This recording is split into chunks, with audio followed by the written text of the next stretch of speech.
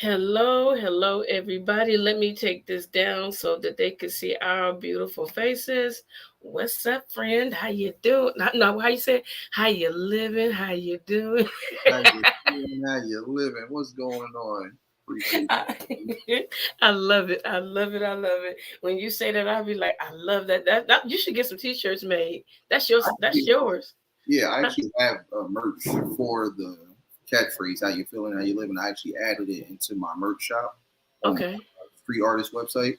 Okay. So, if anybody just goes to the store tab, or if they go to the about section and click on that spread shop link, all of my stuff is there, and the how you feeling, how you living is in there. So if anybody wants to purchase it on like a I hoodie, definitely do. I you definitely can do do. that. I like that saying. I like it.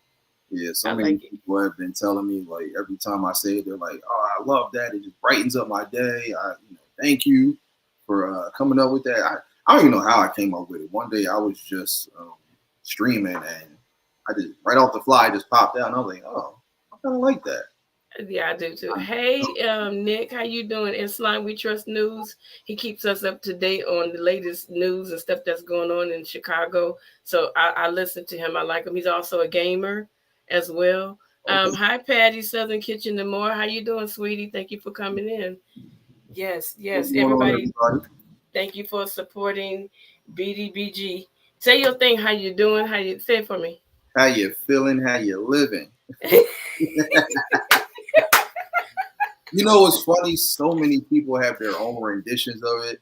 I've had people like, "Hey, how you feeling? Where you going? And how you No, I feeling?" like this one better. So I I like this one way better. Yeah, I love that it's that I've become so influential with these type of things, and everybody's just kind of doing their own little twist on it. So, even though they get it wrong and stuff, I still love it. It's absolutely amazing. So, Yeah. We're going to get to the interview, but it's some interesting things. These are not a part of my questions, but because I've been watching you, how did you get into the battle of the beats? Those are so dope. How did you get into that? That thank is dope. thank you. Um, so long story short, I was in a group chat with some of my friends and family, and a few of them are actually music producers. And so what they were doing is we were talking. I don't even know what we were talking about. Actually, I think we were talking about the podcasting because originally the debate table was supposed to be a group thing, but because everybody wasn't necessarily ready to do it just yet, and everybody's schedules were off, and it was just really hard to try to get it together. Some people, I don't think they were really ready, so I was like, all right, you know what? I'll go ahead and get it going. So I went ahead and started it. Just kind of spun off into my own thing and ended up taking off. So I was talking to some of the guys about it, and one of the producers, that's a good friend of mine, he had just uploaded like a beat on his SoundCloud, and so we're Hmm. listening to it, and we're like, oh, okay, that's pretty dope. Then next, one of my other friends, he drops a beat. I'm like, okay. Then my cousin Travis, who's in the live chat as well, he's Hi, actually, Travis. yeah, he goes by the name of Merge Baby on my Battle of the Beats setup. He's been in a couple episodes already. He actually won his first episode, his first battle within the series. So shout out to him. And he's actually the Yay. one that pushed me to get this channel going, this gaming channel and whatnot. And so he ends up dropping the beat. And next thing you know, like everybody is like dropping beats that does music. And I'm just like, wait. Oh, time out. Like, when did everybody start doing music? So Right. especially Travis. I'm like, when did you start doing beats? I'm like, as long as we've been family, I never knew you did beats. But it was always kind of like a best kept secret. So Right. they're doing these beats. I'm listening to them. I'm like, this is dope. This is pretty good. You guys got some serious musical talent here. And so I wanted to figure out a way to expand my podcast because I already had a decent amount of topics, but I knew after a while I was going to start to kind of fall short of debatable topics. And one thing that I've learned is that I'm a big fan of music. For those who don't know, so music has always been a debatable topic between Uh huh. you know albums, artists, genres, you name it. And so the idea just started. The gears in my head started going, and I'm like, you know what? What if I could do something where I could help different people, friends, family, and people that I'm meeting through the YouTube streets and just in general, showcase their talent and have them face off against each other, from the audience and whatnot. And so I just started thinking more and more about it. I presented the idea to everybody, and at first they were kind of reluctant. They're like, "Yeah, I don't know. I'm not down for it.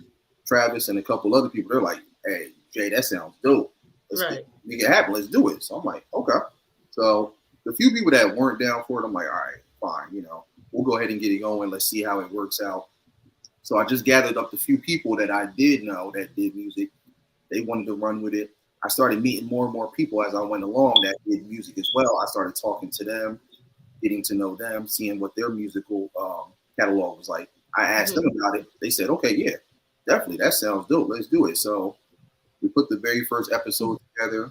Again, it was kind of low budget because I was still kind of learning everything as far as, the streaming platforms and how to be able to play music smoothly through it. So even though the music didn't come out like we wanted it to, the episode itself, absolutely amazing. And just recently it hit 600 views. And I'm just like, wow. Oh, that's cool. Yeah, I still can't believe that it did those numbers. And Travis and several other people, they were part of it. And we just had a hell of a time. So that was really just supposed to be it. But then as it started to grow and build, everyone was like, hey, BDB, you should, turn this into something. So I was like, all right, you know what, cool. So then I did a second episode. That one did just as well. And that was pretty much going to be it. But then everybody started seeing the reception and the positive energy that we were building from it. And they were like, okay, can you do a third one? And I wasn't going to do a third one. I was going to stop there, but then they kept asking for it, so I went ahead and did it, and we just turned it into a trilogy. Now that was supposed to be it. Right. I was thinking about doing something else afterwards, but I wasn't really getting much of a response. So eventually, as I started meeting more people, I said, you know what? Let's find a way to bring this back. So let's put the narrative up. Because with the trilogy, I gave everyone the opportunity to battle amongst each other, all the few people that were on board. But now that I've gotten a much bigger roster now I'm just asking the guys, okay, who do you want to battle? Who do you want to battle? Some of them already kind of have it in mind. Some of them, I'll go ahead and put them together based on their sounds and styles. And we just went through with the series, and now it's just been an absolute ball. So I got to thank everybody for making it what it is, and we're far from done. So that's basically how it came about. A simple, just hearing a couple beats into this whole entire segment. Right. Absolutely amazing. So, man, you better not stop now, because I'm telling you, like, I be in there talking about, oh, this sound like this, and oh, it sounds like that. I'm not even on the panel, but it's like that's what it sounds like to me. I didn't pay attention really good. Did you come from a musical background? believe it or not, I actually didn't, but I have a lot of friends and family who either they do music or they make beats. Plus, I gotta say, as far as like my parents, I owe a lot of what I know musically to them because they played a lot of stuff coming up. When you're a kid, you're not really into it. You don't want to hear it because they call it quote unquote grown folk music. Boy, you don't know nothing about that right there. Yeah, that's my song right there. Who sings that? I ain't telling you. You don't need to know that. Just know that's my song. I'm like, okay, well, how am I supposed to enjoy it? I don't know who's singing it or who it is. So they always kind of excluded me from those conversations because I was so much younger. But I always kept it instilled in my head. Even though I wasn't crazy about it, it was still just there. And so as I got older, of course, I could appreciate it even more than I did when I was a kid. So it always stuck with me. Now I'm going back and I'm listening. I'm like, oh, that was James Brown, or oh, okay, that was Luther Vandross. Oh, that was Whitney, or that. So it's in my head. And I've always, enjoyed eclectic music coming up. So I've heard all different types of genres, from soft rock to techno to classical, orchestral, R&B, you name it. So with this series, that's what I wanted to do. I wanted to change the narrative because most beat battles, if you guys ever tune in or if you ever seen them, they kind of just correlate to just hip hop or rap. I wanted to change it up now. I wanted to, let's throw some classical in there. Let's throw some jazz, some funk, some soul, some rhythm and blues, some electronic, some house music, just every genre you could think of.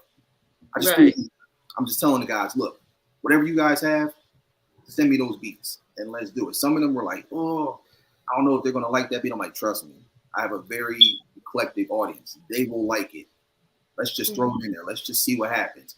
And they said, okay, we're going to take your word for it. So now they're just throwing in all different types of sounds. And I'm just watching as everybody is coming in like, oh my God, I love this beat. Or I'm sipping wine to this one. I'm in the garden right now listening. I'm cooking right now and dancing and grooving. And so it's just like I wanted to keep I wanted to make it a musical vibe all around because that's what it represents. B.O.B. is movement. It's something for everybody. Even if there's one or two beats you don't like, I guarantee everybody that's tuning in, there's at least a few beats that you're gonna leave from enjoying, even if it's not your favorite ones. Right. So that's just basically how we came about doing it. And again, I couldn't be more grateful at how amazing this turnout is becoming. So yeah, as long as these guys continue to keep sending me more beats, as long as I can continue to keep meeting more producers that have different types of eclectic music, yeah, I'll definitely keep it going for as long as possible. Okay. Let me ask you a question. Can you sing? No, honestly, that's just me being silly and whatnot. Like I can't. I don't have any. No Luther. I'm no Teddy Pendergrass and nothing like that. I just, people ask me all the time. They be hearing me like sing different songs on my streams. They be like, "Oh, you can sing." Like, no. I can't hit any falsettos or high octaves. That's just me just being goofy and silly and stuff. So yeah. Mm-hmm. He So, being there like Luther, you never find. I could harmonize a little bit. Like, I could do that and stuff, but see. I got it out of them ladies. I got it out of them. I did it. See, that's a little bit like but yeah, I can't. he Like, be in the shower killing it. she'll be like, she's like, babe, that's not it. Don't do it. I'm like, why not? She's like, mm. Oh, She's like, I love you, but stick to what you know. So I said, all right, duly noted. So yeah, that's just me being silly and goofy. okay. Miss April's on the panel. Hi, Miss April. How you doing? Hey, what's going on? How you feeling? How you living? Check this out. I love me some house music. Yeah, What do you think about house music? love it. My mom, she was actually just here not too long ago, but she left. But she's the same way. She loves house music. We're originally from Jersey, for those who don't know. So we definitely came up on the Jersey type of music, the dance, the groove, the house type of vibe. So I absolutely love it. So anytime some of the guys in the Battle of the Beats come through with some, house music, definitely all the better because, like I said, I love to dance. I love to party and whatnot. And so, You can't dance. Huh? You don't know how to dance. You probably do the two-step. No, really Will Smith and Hitch. I could keep my groove on, get my dance on. It's been a minute. But, I bet he do the Roger Thomas.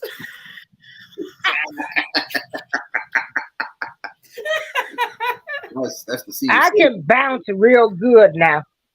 I bounce on my sofa in the car. I can bounce real good. But they're having a chosen few. They had this big house event every year in Chicago because house started in Chicago. House music, Frankie Knuckles, and I love it. I love all the dirty house. I love it all. I love it all. I love them the beat and house music. Yeah. Like, man, you can, yeah. I love me some house. Yeah. That's cool. Travis talking mess to you. Oh yeah. 127. No, Yeah. he knows. We years ago we were at my cousin's wedding and I was out there killing it. Everybody's like, "Oh man, you can dance." I'm like, "Yeah, I party." I'm like how Damon Wayans was on Major Payne when he was talking to No. and she's like, I don't suppose you dance. He's like, I've been known to carry a little rug in my Yeah. You was doing the Major Payne dance. Close to it. Yeah, you see, you was Do you step? Huh? Do you step? Yeah, I could, of course, I could naturally two-step and stuff. But I like to Okay. actually dance. I don't like to just go into the club and just sit there with drinks and just dance from the chair. No. I like to get on the floor. That's the purpose of going to the club. You don't go to the club just to drink. You can go to a regular bar or pub to do that. They got the music playing. You got all the different vibes you're hearing. Get on that floor and do something and dance and stuff. You know, Right, right. what's the point of just standing there just doing this and stuff? Just no, like what is this? You can do that at home. You know, put on some something from the 70s or 80s and just rock back and forth and stuff. No, if I'm gonna go to the club, if I'm gonna be in the party scene, I'm going to dance. So, and that's how it should be. So it's the Right. same thing with Battle of Beats. You know, anytime people are tuning in and somebody's playing a club or one of those house type beats, dance, dance. I'm dancing from my seat. You know, I gotta continue to host. I can't get up and dance like I want to, but oh yeah, I'm grooving. Trust me. So that's what it's about. You know, you gotta have fun. You know, Right. I feel like people aren't having fun anymore because of today's society and just the way everything is. It's like let's get back to just genuinely Exactly. just having that pure fun, entertainment, you know, enjoyment. That's what we're here for. That's what we're here to do, especially when it comes to being on platforms like this. Have fun. Right. So of course, Right. I'm going to have Exactly. Exactly. Okay, so we're gonna shift things a little bit. fun. Okay. Who is What? Okay. BDBGP? Who are you? So that people can know who are you. Not the personal stuff. I'm talking about the content creator portion. Oh, so for those who don't know, BDBGP is Big Daddy Beard Gaming Promotions. A lot of people say productions and presentations. I don't know why, but it's all good. I can't count how many people have said for productions and premieres and presentations. I'm like, it's promotions, but hey, teach his own. But I am a YouTube gamer. I've been on this platform for about going on 5 years now. Recently just got monetized about a year and a half ago. It's been an absolute blessing. So thank you to everybody. Congratulations. Thank you. I recently hit 2K, even though my numbers keep going up and down, but I recently hit that milestone not too long ago as well. So thank you to everybody that's been supporting and making all this possible. But yeah, I'm a gaming content creator. Love video games. I've been playing games ever since I could hold a controller in my hand. So what I like to do is I like to showcase a different variety of games. So everything from interactive to game shows to just regular, fun, friendly, even family oriented. Anything that's going to get people's attention. I love Mm-hmm. to do the games. I see a lot of gamers on this platform. I see a lot of them that do the same thing, mainly for like their community's sake or for whatever reason, just because certain games are their favorite. And I'm not opposed to that. That's perfectly fine. But for me, I'm all about being different. That was one Mm-hmm. thing my parents instilled in me. They told me, no matter what you do in life, dare to be different. Do something. Right. In order to be the best, you got to stand out from the rest. So don't do what everyone else is doing. Set your own trend. Be your own trendsetter. So I said, okay, you know what? With something like this gaming channel, I'm going to do something different. I'm going to do what most people aren't doing because ultimately that's what it's about. Just kind of changing the narrative and giving something for everybody to look forward to. So I do all different types of gaming. So you go to my channel, you're going to see a little bit of everything. You'll see stuff that you probably seen on other people's channels. You'll see stuff that you probably never even heard of. You'll see me doing stuff for my audience to get them involved so that they're not just sitting there just watching like, okay, he's just another gamer. Because when I first came into this, that's kind of how I was looked at. My name wasn't even ringing like the way it is now. Nobody really knew who I was. My only subscriber was myself. You ever see like those TV shows where somebody comes out for like a performance and stuff, and no one's in the crowd except that one person. They're like, "Woo!" that was me. My clone version in the audience, like, "Yeah, go BDB." I'm like, "Hey, nobody's here." So it started off slow. Eventually, it grew into what it is now. And again, I'm very humble, very appreciative, very grateful for it. But Right. yeah, I love to just do all different types of gaming. Anything that's going to keep people engaged and entertained and looking forward to coming to the channel and seeing something different every single time. Sometimes I'll go back to certain games, but for the most part, I'm always looking to bring something out because I got a ton of games. Right. That's cool. I get into a lot of people chats. They don't even. Sometimes you don't even know I'm in there. Sometimes I'll speak and sometimes I won't. But I don't know what it is about the games. I will sit there in my chair and I will watch you guys play, and all of a sudden I'll wake up and it's your other video. I'm like, what did I miss? I done missed the whole. It's something about video games. They put me to sleep.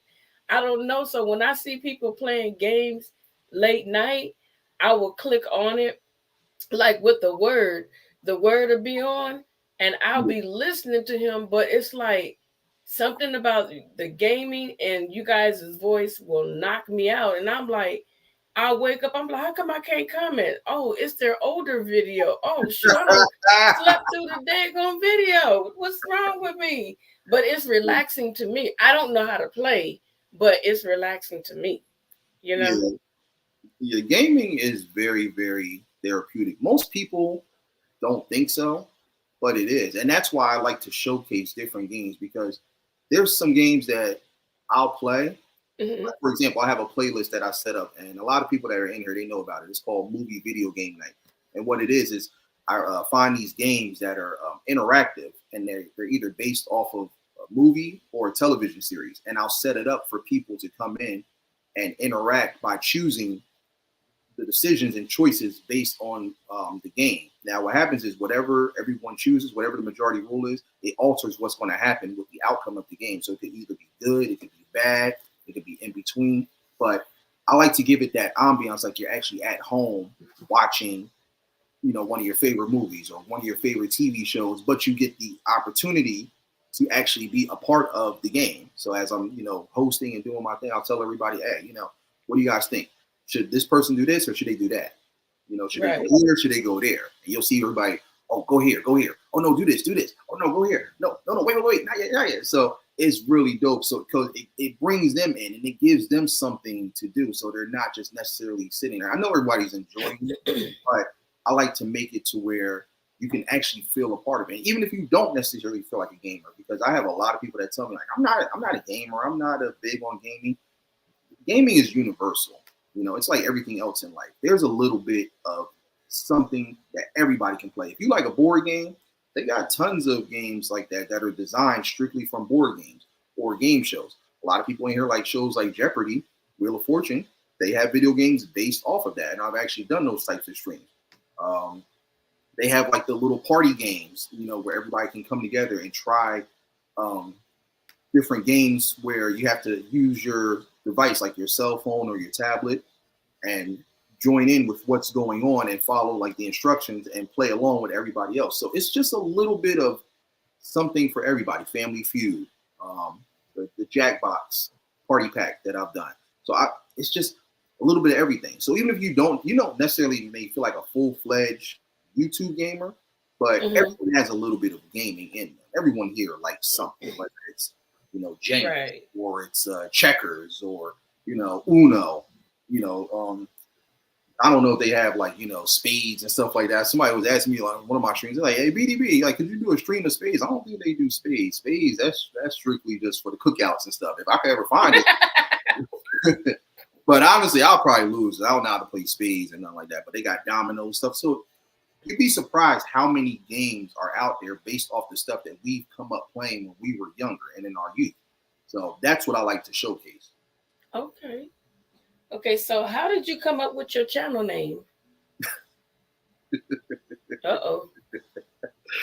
So when I first got my PlayStation, they let you create a unique username so that everybody can identify you as, or you can use your government name, whatever one you want to use. So I didn't want to go with my government. I know so many Jaden Johnsons in the world. So I wanted to come up with something, different and unique. And so I was looking at the different suggestions that they had, and I didn't like any of them. And so after a while, I just got frustrated. I just gave up. So one night I was watching the MTV Music Awards or Movie Awards. It was one of those. I don't know if you guys ever watched that cartoon series, Beavis and Butthead. I think they recently just. Oh, I love that show. Yeah, that was my show. Even the movies were good too. But so long story short, they did a simulation where they had Beavis and Butthead presenting one of the awards. And so they had Butthead dressed up as Hugh Hefner. He's inside the chair. He's got like his wine glass. He's got the robe on, and in the robe, he's got the letters BDB engraved in him. And so I'm watching and I'm listening because I was kind of like watching, but like falling asleep a little bit. And so I'm hearing everything he's saying, and he's getting ready to, present the award. I forgot who it was for, but back then they had like the viewer's choice where people could call in and say, hey, I want to put in my vote for this video or that video. So he's the prompter is up and he's telling everybody, he's like, go to so and so and vote for your favorite musical artist. You can vote for Nelly, you can vote for Shakira, you can vote for Beyonce, or you can vote for yours truly, Big Daddy Butthead. And I just started hollering. I'm like, what? I really like woke up out of my half sleep and started crying. I'm like, wow, Big Daddy Butthead. I was like, I like that. That is clever. Next morning, I'm like, oh, that's it. I'm gonna use that. I'm gonna use BDB, but I'm not gonna use the Butthead part. So I wanted to think of something different to replace that with. And, ever since I was a kid, everyone has always praised me for, my beard and how delicate and how nice I've always kept it ever since I was younger. Believe it or not, I actually grew this out when I was about like 14 or 15. Wow. Yeah. Back then I didn't let it grow in all the way. I kind of had like the 70s pork chop sideburns. So I was kind of looking like Shaft going down the streets and stuff. So yeah, theme music be playing. I had the all black suit on. You a fool. Yeah. I look a certain way. You see, like the screen stop for a second. But no. Look, I don't have enough medicine for you. Ask my lady. She'll tell you. Life's Magical Journey. She'll be like, look, he is the same. Who's your life management? What? Life's Magical Journey. Yeah, that's my lady. You said it so fast, I can't hear you. Oh, I'm sorry. Life's Magical Journey. Yeah, Life's Magic with Journey? No, Life's Magical Journey. Oh, Life's Magical Journey. Hi, Miss Bdbgp. Life's Magical Journey. Hi. Yeah. Okay, go ahead. Yeah, that's my lady. She'll tell you. She's like, look, he's like this in real life, even outside of YouTube.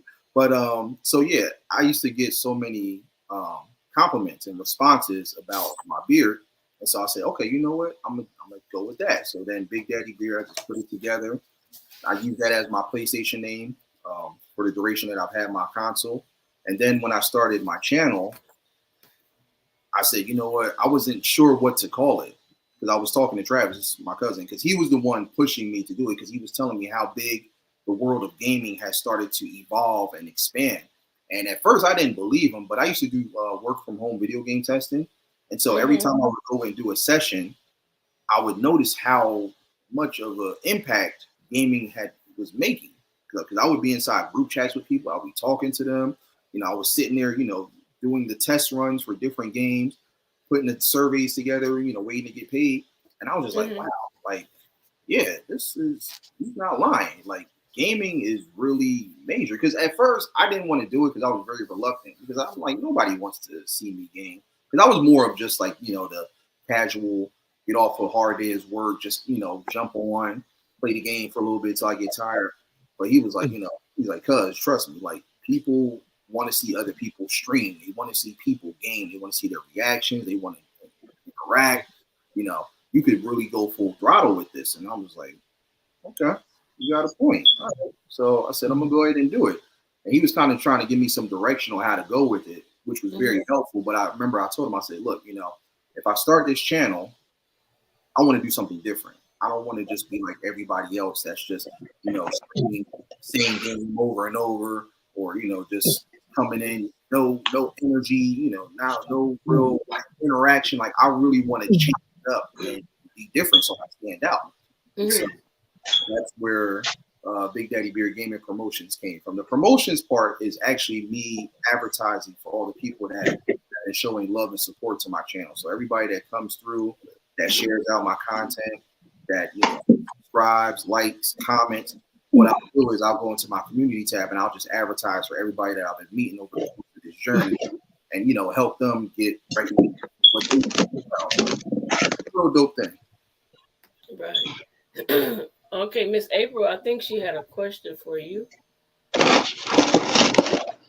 Okay. Miss April, what was your favorite decade of music? Ooh.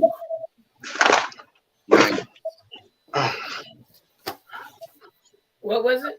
The 90s. Oh, the 90s. Yeah. Oh, okay. I would say the 80s, but I was still kind of in pull ups and huggies, so I don't remember. You was in the Google Gaga stage, huh? Yeah, I was still wearing Oshkosh Bagosh with the Oh Lord. diamond cells, British Knights. That's how far I go back. Well, I go back because I'm going to say I love the 70s, the funk. Yeah, So, like yeah, yeah, Parliament, George Duke, okay. Bootsy Collins. Yeah, Yeah. I love Bootsy. Uh-huh. I saw the mothership land. So, Yeah. the 90s. So, give me your favorite artist from the 90s. Ooh, that's tough. So many. Everybody in the chat can put your favorite artist too. We asking him, but we want to see. I mean, there's so many, but if I had to just name one just off the top of my head, just because of her creativity, her artistry, and everything she's done musically, and it just reminds me of myself being an artist and a graphic designer and stuff. I gotta say Missy Elliott. Oh yeah. He said, who? Oh, Missy. Oh, yeah. Missy is just dope. Everything that she's done, everything she touches is just dope. I hate how people don't give her more credit than what she deserves. I mean, she definitely is made. She's turned into an icon, but you still have some people out there that are like, oh, she's a rapper and stuff like that. I'm like, it's not about the rapping. It's just about what she does. It's about the musicianship, the artistry with her creativity. She's always doing something different, and she's like one of my idols because she always brought something different to the table with everything she did, every project, every music video, every song. Dope. So I follow in her footsteps when it comes to just having that creative mind state. But definitely, yeah. I would say in order, I would say the 90s, 80s, and then the 70s. Okay.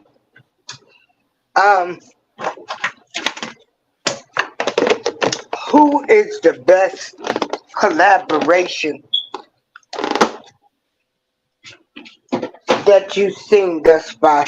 You can give me about 5 of them. 5 great collaboration songs. Collaborations as far as what? Men, women, like when people collab together In music or just in music. Yeah. And music. Like that Luther Vandross and Beyonce, even though he ain't here no more. Oh, okay. No. When they collab with somebody else, like you got Drake and 21 Savage. Oh. Mary J did some stuff with who was that? Someone please call 911. Wyclef. Oh yeah, and then you have Mariah Carey with Old Dirty Bastard. Fantasy. Ghetto superstar. That is what you That was my Old Dirty Bastard and Prize. That was Ghetto Superstar. You're thinking of Fantasy with Mariah Carey and ODB. Yeah. Yeah. So what's your favorite collabs that you've seen? Favorite collabs. You know what this reminds me of, April? I say, you know what this reminds me of? So for those who don't know, I have a podcast on my channel called The Debate Team. And I throughout a lot of the episodes, especially like some of the music, what I'll do is I'll challenge the audience with what I call a Mount Rushmore. So if you guys know what Mount Rushmore is, it's the monument to 4 major presidents during that time frame. So I'll usually tell people, give me your Mount Rushmore as well as the honorable mention so that it correlates into like a top 5. So this kind of feels like that right now. I feel like I'm being challenged with that Mount Rushmore. Oh man, I got you, cause I tell you, when I was going to his channel, and I was like, man, this stuff is harder than what I thought it was. All of them games, Family Feud, but you have a great voice. But I'm like, shoot, I had to think. I don't know how you can answer them questions in 10 seconds. Maybe I'm old enough. you know. But I'm like, let me go somewhere else. Yeah, I know it can be tough for everybody, but I try to always make it as easy as possible when it comes to these games. Some people come in like, I don't know what to do. I don't know. And when I explain to them, I'm like, oh. And then after a couple times they start to get it, they're like, oh, okay. Oh, then it's like, we got to do this again. This is fun. So, yeah, I always make it as complex as possible. But as far as collaborations, Wow. Okay, so let me get to these next set of questions.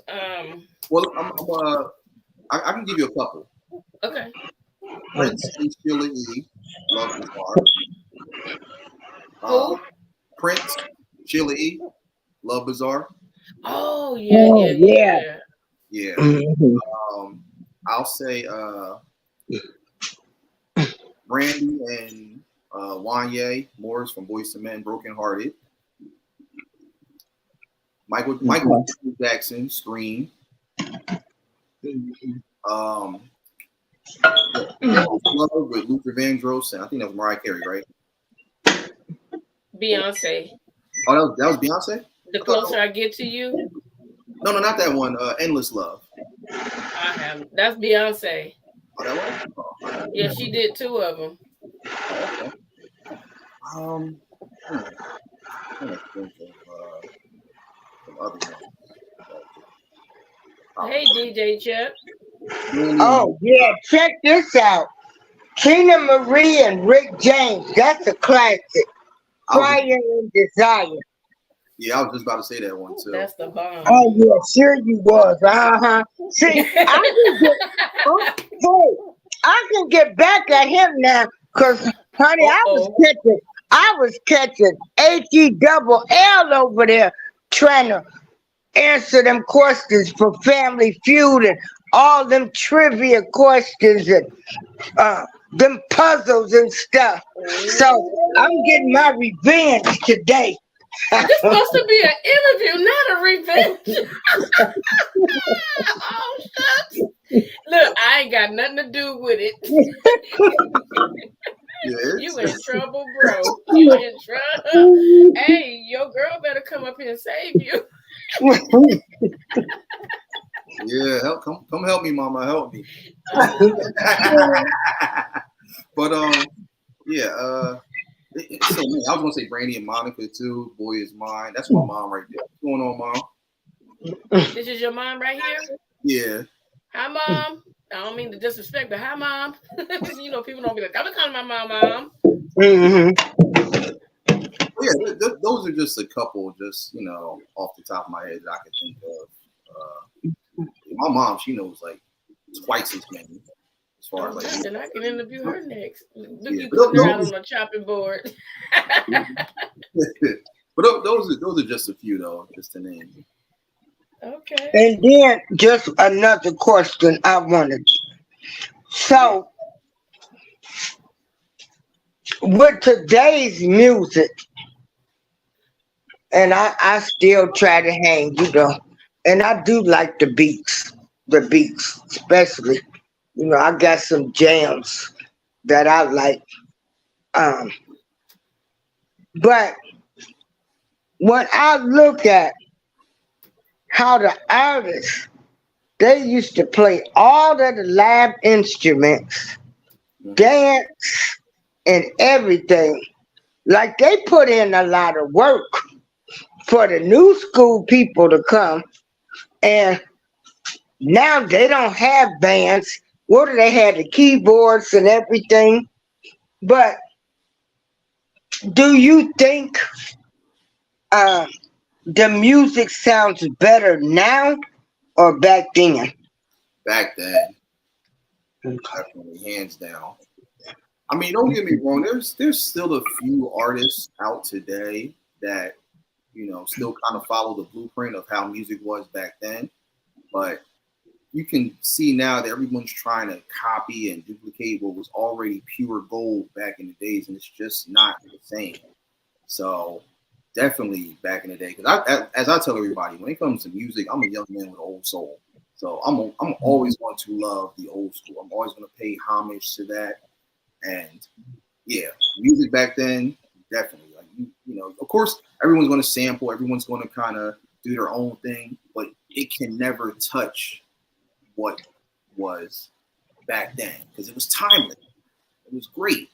We'll never get another Michael Jackson. We'll never get another Luther Vandross or Tina Turner or Whitney Houston or any of the other iconic ones. Yeah. Prince, Phyllis Hyman, Regina Bell. Yeah. Prince, another one. You know, all we got now are a bunch of paupers. We'll never get another Prince. Yeah, so definitely the old school for sure. Music back then, absolutely untouchable. Still to this day.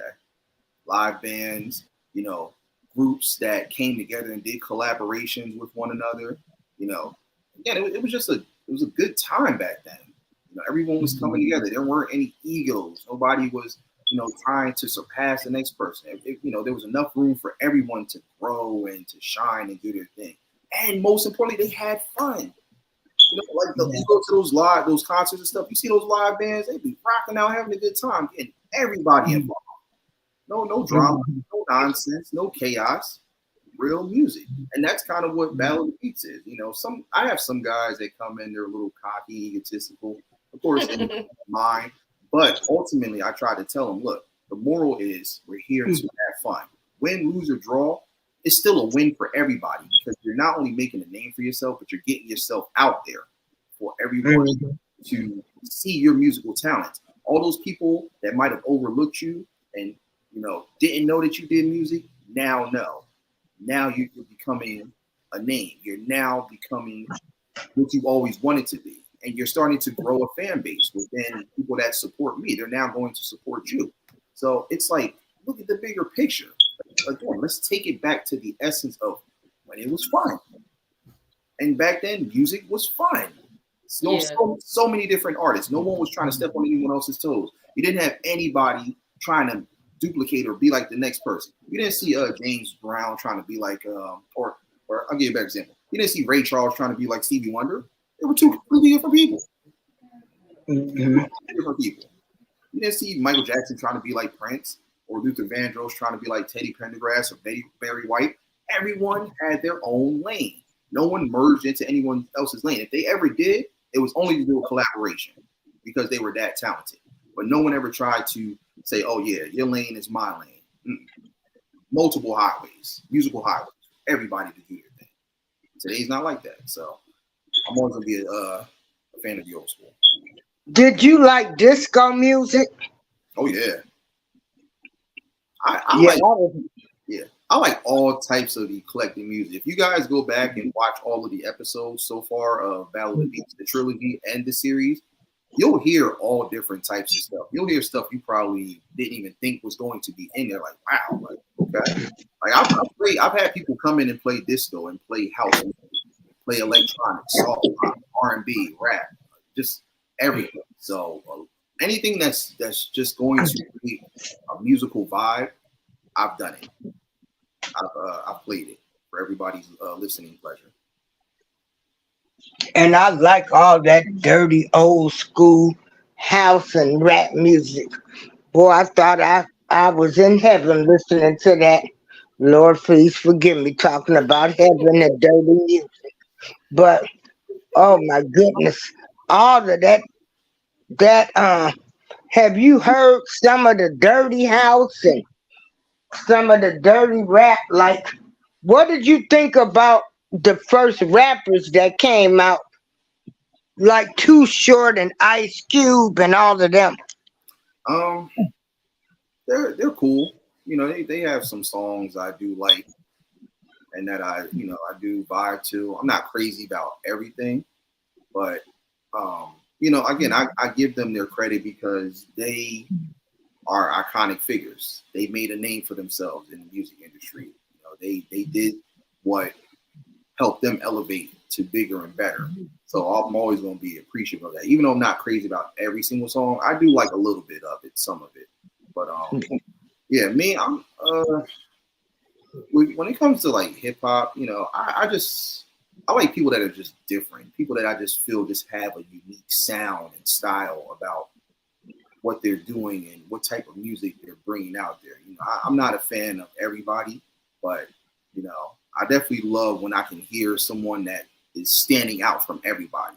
You know, like I said, I go back to, you know, artists like Missy Elliott. You know, in today's generation, she stood out.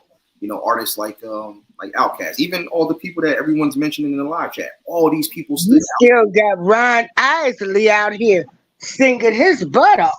Yeah, still killing it. Yeah, Still out here, got everybody the singing Isley brothers. Yeah, in the dark. And Mr. Big. yeah, Mm-hmm. still Yeah. hitting that, still hitting that note. Told So, you can sing. See, you I, lied I, to me. I You could lied to me. I'm gonna have to get your girl on you. You lied to me. See, I I don't could like people dabble. lying to me now. I could dabble. I can't see. Look, I could just harmonize. I can't sing. See, you know, like there's people like you know, Jay from African Dream, and big shout out to him. He could sing with an A, not an I. See, I can't do that. You know, I'm that one person that was in the choir back in the day and stuff like that, all the way at the end and stuff like they're like trying to follow along with everybody. You know, the rest of them they killing it, doing anything. I'm just like, yeah, just trying to keep up. I can't. Don't expect a solo from me. So I'm the quartet. I'm that one in the back. I can try to keep up, but no, I can't go dolo yet. So, Right. but yeah, all these people that we're naming, absolutely people that changed the face of music. And again, still to this day, it doesn't matter how old it is. It's timeless. It's going to always remain that way. Nothing can ever change that. Right. You got any more Okay, questions, one Miss last April? question. I got one last question then. Okay. Um, do you believe in the theories where they try to say the the music industry done deleted people like Prince and Michael other Jackson. artists, Michael Jackson? Um, they say that the music industry killed them. Do you believe that conspiracy theory? That's a good question. I've heard a lot of it and I've read a lot about it. It's I don't want to say they killed them, but they definitely tried to suck them in and try to get them to go a direction that they didn't want to go. Like that's one of the reasons why I respect Prince because they tried to basically put a name on him. He's like, no, I'm not going to do that. I'm not going to succumb to what you want, you know. And you know, it became that just known as like you gotta respect that because that's just it's not too many artists that can just go identify themselves as a symbol, a dope symbol at that. So I don't feel like they tried to do away with him, but or anyone of that nature. But I feel like they definitely played a part in trying to get them to be something that they didn't want to be. And even like now with today's music, you see a lot of these industries and these labels. They're trying to shape and mold them into a different type of artist that they did not come out of the gate being. So more power to them for them to go their own direction and go their own path and stick to what they know and what helped them become the artists and the musicians that they are today. So I don't want to say that they killed it, but you know they definitely made a lot of people kind of go their own direction. I mean, we don't know what these guys did in their personal lives. We have no idea, you know. But I could understand why it's really tough and why a lot of them kind of stepped out of the limelight because it's so stressful. I mean, it probably all of the struggles and the stress of everything that came to the music industry probably drove them to the path that they chose. You know, rest in peace to all of them because you know, of course, we never want to see any of them go. But that's just kind of how I feel about it. I feel like, you know, I think certain things just kind of drove them insane to the point where now they're not focusing so much on, you know, taking care of themselves and their health and the things that matter most. And now it's just like, I guess they feel like this is it. But yeah, I won't say like the music industry played a part in trying to kill them or get rid of them, just trying to get them to be something. Okay. I'm gonna mute my mic. I'm still here. Okay. Okay. Ooh, that was good information. That was good. So, what do you think today about? There's a lot of information out there today stating that when these rap artists actually sign up, that the record company has a life insurance policy. And I can't remember the rapper, but he exposed that information. What do you think about that? Why would they want a life insurance policy? I mean, you just never know. You never know when it's going to be your time. I remember back when I was in college, I was talking to one of my mentors, and he told me, he said, look, when it comes to everyday life, we got to always live it up every second of every minute of every hour, because what you don't know is there's a countdown to your life. You don't know where it's at, how many days, how many months or years or millennia. You don't know how long it's going to be, what your span is, because it's not there for you to see. So it's like you gotta just do it up to the fullest. So if it means having to take out, life insurance or do whatever you need to make sure that, your legacy lives on with whatever you choose to do once you're no longer a part of this world, you got to definitely do so. So, I mean, I'm not surprised by some of these artists that are doing that, because their clock is ticking. And that's the thing. We don't know how much time they got left. We don't know if they got a couple of days left, or a couple months, or years. We never know. Tomorrow could be it. Right. So why not be prepared? Why not be ready just in case? So I definitely understand it and I get it. But yeah, that's just my take on it. So what do you think about, because you like music, and that's why I'm asking you the music questions and stuff before we get to the good stuff. Okay. What do you think about the music where these young ladies are talking about their body parts and doing things with it that's only supposed to be for the bedroom, and the men as well? What do you feel about this new hypersexual type music? I feel like there's too much of it.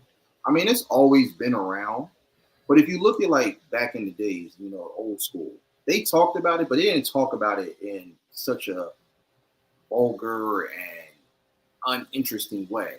It was very story driven. It was like, take Teddy Pendergrass, for example, turn off the lights, light a candle. It was like, you're setting the stage for what's to come and stuff. Now it's just like they just say whatever and just think that that's just supposed to be it. It's just, it's too Take much. it off, throw me on the ground and lick it. I'll never forget when I was watching Kings of Comedy when Steve Harvey was talking about that. And he was like, how, they get so out of place with the lyrics and what they're saying. It's too much of it. There's no creativity. There's no imagination with it. It's like, back then, everything was a story. Everything was so vivid and detailed, and it was painted so well. It's like now it's just say whatever and just do whatever. It's just like, no, like, that's not enjoyable anymore. Right. Wait a minute. Hold up. Now you talking about you love the 90s. Little Kim was talking about how many licks and what you gonna get tonight. I ain't getting you tonight. You ain't getting none tonight. So I like Little Kim for her lyrical ability and stuff. I wasn't crazy about every single song. Like even that song with this, I know which one you're talking about, the song with Cisco. How many licks? Yeah, I didn't even like that song, honestly.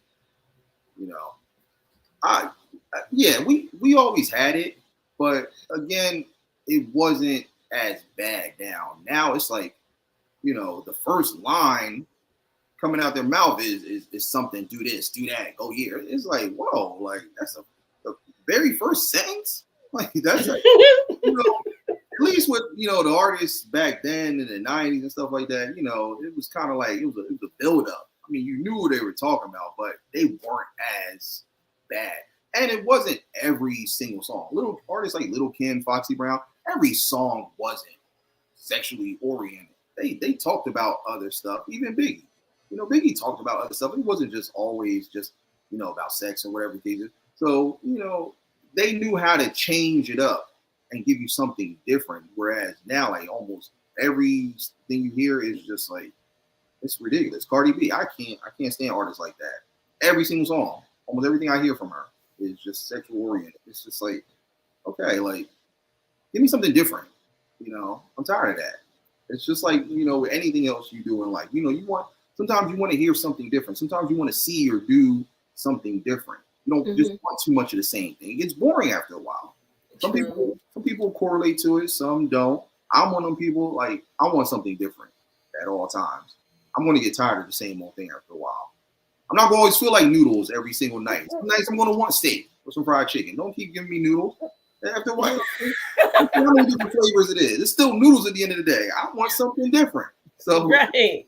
Yeah, so that's why, I say like with the music today and the lyrics, it's just not, you would tell they're just, I read somewhere that people are just doing it for the money and just the hype. Right. They're not doing it for the love or the artistry. Back then, you could tell everyone did it for, it wasn't even about the money because they were all making money. And still to this day, they're making it, dead or alive. But they really loved music and they enjoyed it. And that's what it was about back then. Now it's just like, everyone just wants to be the next big thing. They want to go viral. And that's cool. That's great. But how many of them can follow up with that same thing that helped them to go viral and become that? Sometimes their follow-ups aren't as great as what got them out there. Right. That's how I look at it. Yeah, but I see a push with this one little girl named Ice Spice. Ain't that her name? Everybody's. I heard her. Yeah, everybody's going crazy over her, but she's only been out for like 9 months, and they're like, is she like a plug or industry plant? Because you got people that rap way better than her, and how did she surpass all these talented people? So it's like they set them up in a position to where, like you said, they mold them to, and if you're easy to be molded in the position they want you to go, I think you go further when you're easier to be molded. What do you think? Yeah, I honestly, I don't know. I've heard of Ice Spice, but I don't know if she does rap, sing. Honestly, when I first heard the name, I'm like, that sounds like a new flavor of like Sprite or Mountain Dew. You know what? I'm gonna hurt you. Don't it? You go to like Taco Bell or something like that. You know they have like the different flavors and stuff. Like try Mountain Dew Ice Spice. Like I'm gonna ask your girlfriend, can I beat you up? Yeah, it sounds like an ice cream. It sound like the name of a soft drink or some seasoning. Yeah, it does. Now, when you're making your grilled chicken, right, you want to sprinkle a little bit of Ice Spice in here. That kind of in-depth flavor. Like, what? No, it sounds like a blunt. Hit that Ice Spice, yo. Yeah, that's exactly what I was like. No, so I'm not a fan. I think I might have heard maybe one or two songs. I didn't even realize it was her, and then I was just like, oh, absolutely not. I haven't heard any of her music. Yeah. I don't even listen to it really because it's like she said that's a no, I can't beat you up. Absolutely not. I had to ask, you show respect, ask. So let me get to this question here. Okay. Can you name a good lesson you have learned from your parents? Good lesson. I would say, wow, that's a really good question. Biggest lesson. Don't let anyone or anything stop you from being true to you and what you love to do. Mm-hmm. I would say that's probably the most important thing. That's something I learned from both of them because anything that they wanted to do, they did it. And they didn't let anyone or anything get in the way of that. And it was such a inspiring thing to see them both have that mentality. They didn't say it much, but they always showed it within their actions. And so I always admired that, you know, just seeing them just go out and get it and just make it happen, not looking for a handout or not waiting for someone to give them the green light. They just went ahead and just did it. Mm-hmm. They always taught me, you know, no matter what, in order to have the drive, you can't allow yourself to remain in park. You got to just go in gear and just keep going. Don't look behind you because there's nothing back there but the past. That's where it's meant to be. That's where it's going to stay. Always go forward. That's why your eyes are in the front and not behind you. So, that's deep. Yeah, very, very valuable life lessons that I learned, and everything that they taught me has pushed me to do what I'm doing now. And I always keep it instilled in my mindset with everything I do. Work hard, get money, live lovely.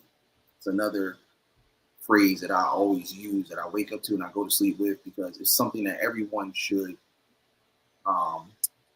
Just don't mess up your credit. Yeah, that too. I know, Ma.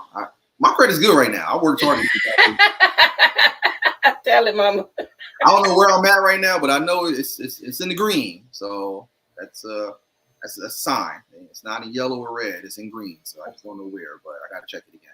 But that's what she says now. But yeah, just to always have that mind state, like, look, you got to put the work in. As long as you put the work in and people see that, all the fame, the fortune, everything, the money, all that stuff is going to come. Thank you, Mama. Great lessons. Thank you. And know that once you do that, everything's going to come full circle. As long as you put the work in, you'll get the money, you'll get everything you want, and then you can live whatever type of life you want to live comfortably and not have to worry about anyone or anything getting in the way of what you were trying to focus on and accomplish. Because again, you're nothing without focus. So as long as you keep that to your forefront, you're good with anything that you're trying to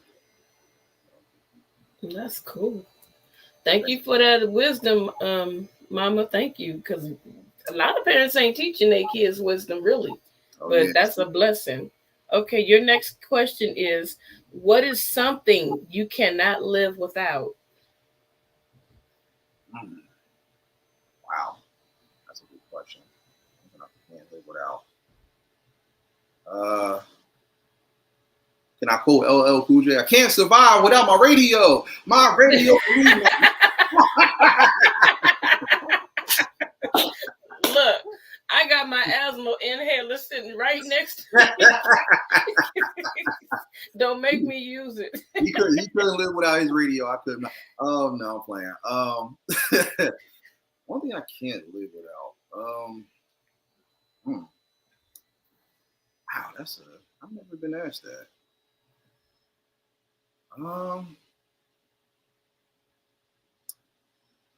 I guess wow. I gotta really think about that one. You want to put a pin in it? Yeah. I'm gonna come back to that one. I gotta really think about that one. Young Rhea said, "I can't live without my phone." I could do without a phone. I mean, well, now in today's society, we kind of have no choice. We need one. Right. Okay, you're gonna put a pin in that question. So your next question is, what is most important to you? How you say something or what you say? How you say something or what you say? It's more so what you say. Because anybody can say anything, but it's what you say that really has to stick. Okay. Because if that's not instilled, then nothing else matters. Anyone can tell you anything, and say something that makes it sound like it's supposed to make sense versus actually telling you. I'm not going to say it, I'm going to tell it. Okay. So that's most important, because that's essential to just everyday life and just living. We got to be told what to do and how to do it versus just people because anyone can say anything. But how many people will really tell you, will really give you the truth, really give you the gospel on what you're supposed to do and how you're supposed to move. That's why I credit my mom, my family, my lady as well, because they don't just say stuff to me. They tell me. Mm-hmm. Whether I agree with it or not, they instill it in me to where, okay, I got to always bring it to the forefront every single time. It gets so bad that they hound me. Like, my mom and my lady, they're like twins. Because literally, it's that serious. They are literally twins. And I hear the same thing from them, but they always tell me in a different way. Right. I always understand it. I know that they're preaching the same thing. And I'm always making sure that, I make sure that it pushes me to keep going and elevate myself. Yeah. Oh, that's good. Well, that's good. I'm glad you got that support.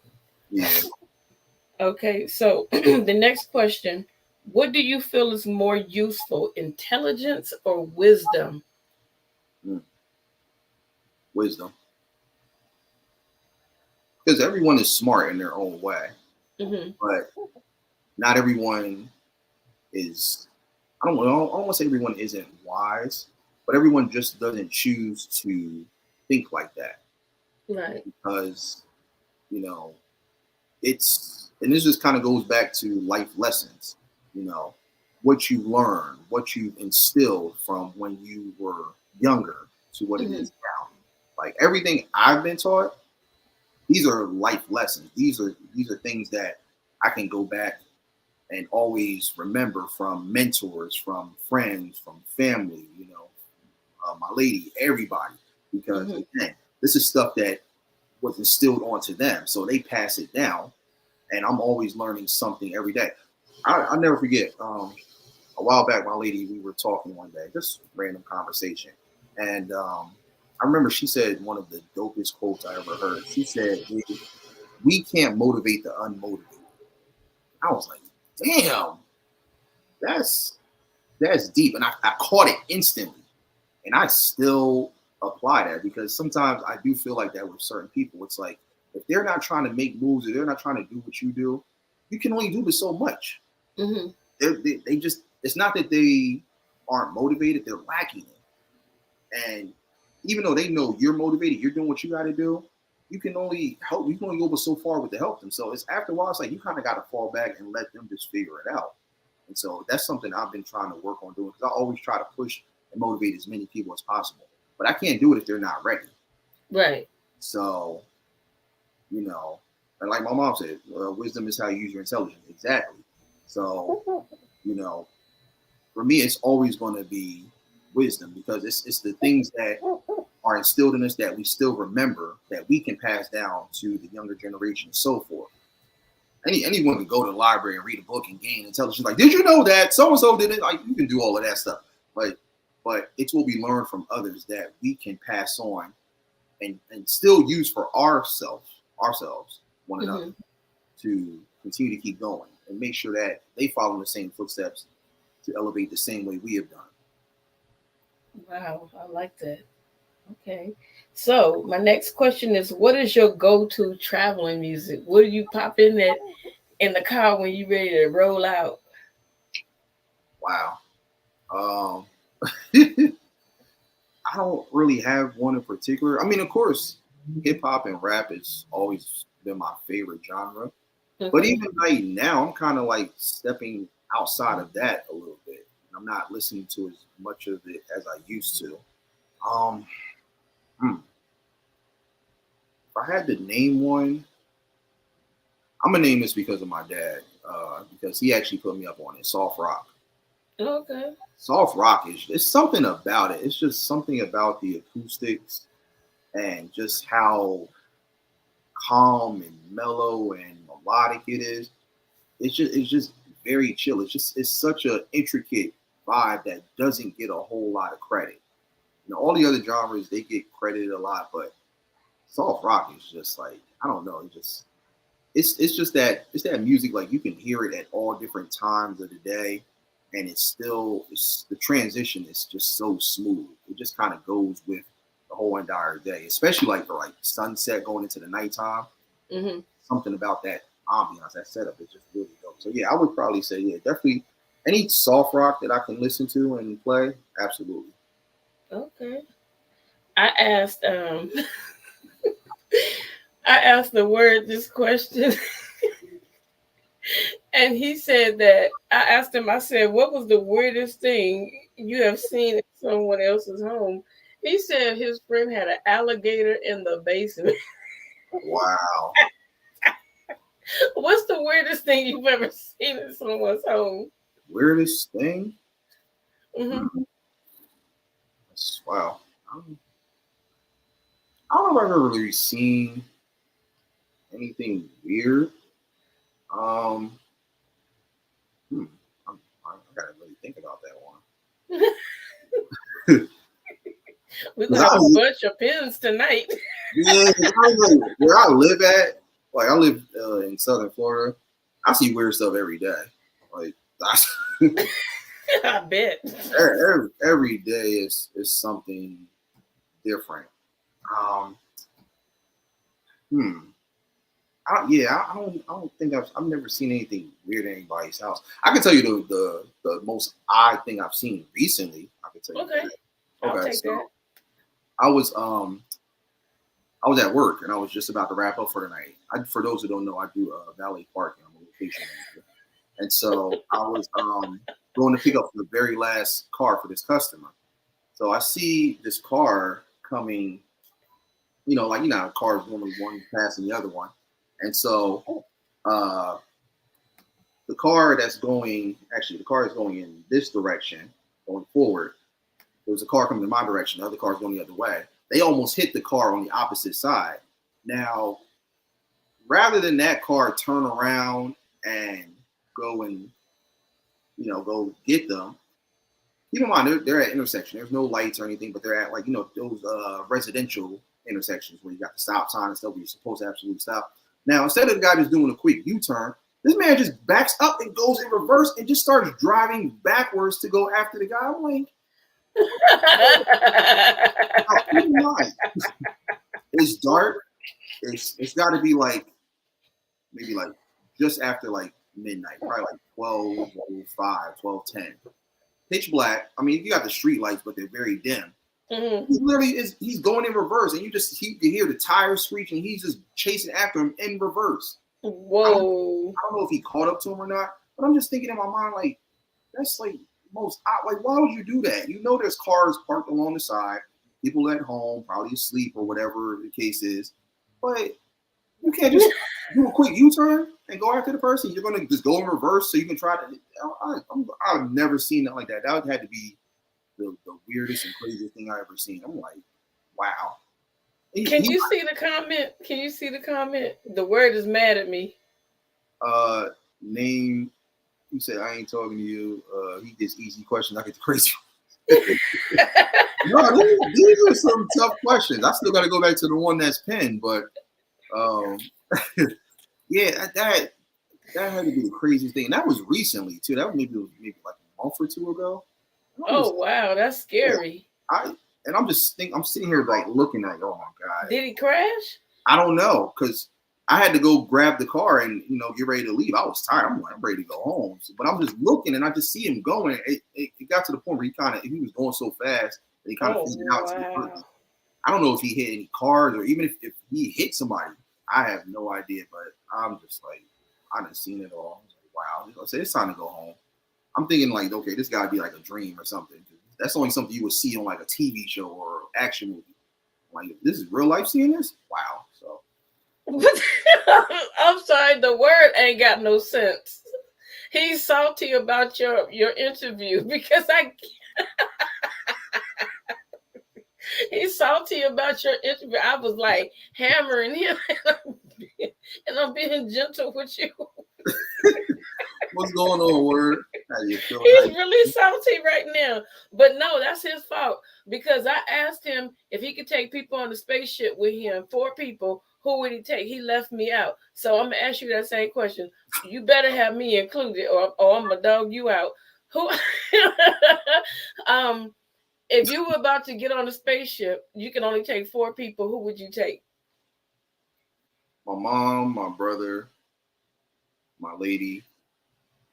Actually, I'm taking See, he abandoned me too. See the word. I'm taking both my brothers. See, oh, you're gonna have to smuggle him then, because it's 4 people. Your mom, your lady. 4 people to bring with me? Yeah, only 4 people. You can Yeah. only bring 4 people. My mom, my lady, and both my brothers. See, the word I got left out again. What's going on? What's going on? Okay, who do you know personally that really reminds you of a character on a TV show? Who do I know personally? That's a good question. Who do I know that reminds me of a cartoon character?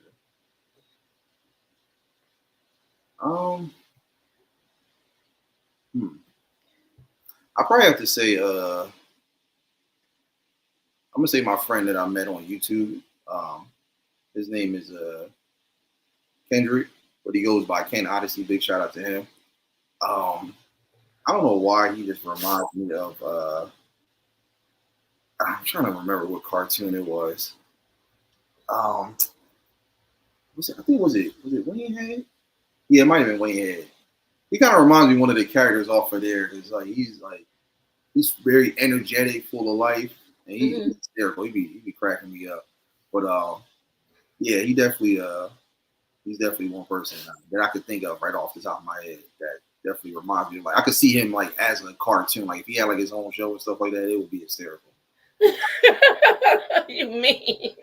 No, because he's funny. He be cracking me up. Every so many stuff, he be having me dying. So a lot of times I'm at work and stuff, so I'll pop in. He'll send me the notifications. I'll tune in, and yeah, he cracks me up. He do. Okay. So, what is the most embarrassing thing you have ever worn? It's embarrassing. Um, hmm, that's a good one. These are good questions. Uh, I remember my mom. She probably gonna give me for this one, but I remember she bought me. I wanted some Timberlands from back in the day, and at the time she didn't have enough to afford them, so she just went and got me a pair of boots, and it was I don't know if you guys remember the brand Lugs, Lugz. Yeah. So she got me a brand of Lugs, and I'm like, I saw the box and everything. I'm hyped up. I'm thinking, these are gonna be the Tims and stuff. And I look, and I open up the box, and it's these gigantic, like mountain hiking looking boots. They look like 2 bricks. And I gave her the craziest look, and she was like, "You're welcome." I'm like, "These aren't the Tims." She was like, "You know how much money those Tims are?" She's like, "This is the next best thing. You're welcome." So I'm just like, I'm mad. The reason I was mad is because everyone else had Tims back when I was in school, and I didn't. So I knew when I went to school it was going to be a non-stop roasting session, and I'm pretty good at roasting. But there's nothing I can say that's going to be able to, because they all got Tims. So what am I going to be able to like come at them with? Oh, the sweat. Oh, I'm an artist. That don't count. I can get away with that. People telling on you. Yeah, nah, because she gets on me because I used to wear them all the time. Like when I would go like I was going places like the bank, or going to pick up gas or something like that. Like I could wear those. I'm fresh off of doing like an art project for a client or a customer. I can get away with that. But yeah, those Lug brick boots. That's what I used to call it. Non-stop jokes. Just ungrateful you were. Yeah. But I mean, looking back at it now, I mean, it doesn't matter now with all the stuff everybody's wearing now. It's just, back then when I was coming up, trends mattered. I'm sorry, not trends. Brands mattered. Yeah. You were wearing anything that wasn't the popular brand, yeah, jokes for days. So, I mean, even though Lugs was always a popular brand, but they weren't really known for making brick boots. So it's like for me to have those. I mean, honestly, now that I'm older, it's all memories. I laugh at it, but yeah, they weren't sneakers. Those were basically construction boots. Those were when you work a double shift every other day. Those type of boots. That's what those were. Those were the ones that come with the overalls and the hard hat. Oh wow. Yeah, you work construction from day to night, night to day. It was those type of boots. And so Oh wow. and so of course, like I'm trying to wear stuff to like cover it up so it doesn't look like I'm about to go hiking. But people just they knew what it was. So Poor thing. non-stop jokes, but it's all good though. I'm not complaining. It's all memories that I can look at, laugh at. So. You sure you okay now? Oh, good. It hurt. It hurt. I used to, cry in the shower and stuff, fully clothed with the boots on and stuff. Oh, geez, poor thing. No, it's all good. Because once I did finally get some Tims, I'm coming back to everybody. I'm like, yeah, let the games begin. I'm getting on everybody that was roasting me. What can you say now? They're not fake. Don't pull them up. You don't got to know. That's the real tree. Yeah. Right. You is my turn. Like James Brown, big payback. I got them all back. But no, it was cool though. You funny. Okay, my next question to you. Listen carefully. Okay. If you were arrested with no explanation, what would your friends and family assume you had done? They probably assumed that I knocked over the first nearby bank that was in the vicinity because they know I watch a lot of the Ocean's 11 movies and I've been like trying to take notes and plot on how do they do it? How did they do it? I'm trying to get a team together. So I've been asking everybody from Battle of the Beach, like, look, if we ever get the opportunity, let's knock off the bank. No, I'm just playing. That would be it. It would have to be from like trying to knock over a bank. But oh Lord. Oh Lord. Assault. Oh dang, assault. You know what it is? Because like everyone thinks I'm this like really aggressive, violent person, and like I'm not. Like I'm really just chill. It's just when people push the wrong buttons or they push me to that point of no return. That's where it comes out. But okay, yeah, maybe assault, man. I'll take that back. No. Oh Lord have mercy. Oh, see. I'm not, but I don't like violence. I don't like it. I don't like to condone it. I don't even like arguing. I really try to avoid it as much as I can. But sometimes it's tough. I blame my dad. I got his temperament. Hey. Okay, your next question is what would be the absolute worst buy one get one free sale of all time in your opinion? The worst buy one get one free.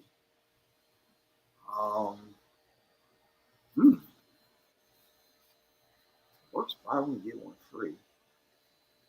Wow.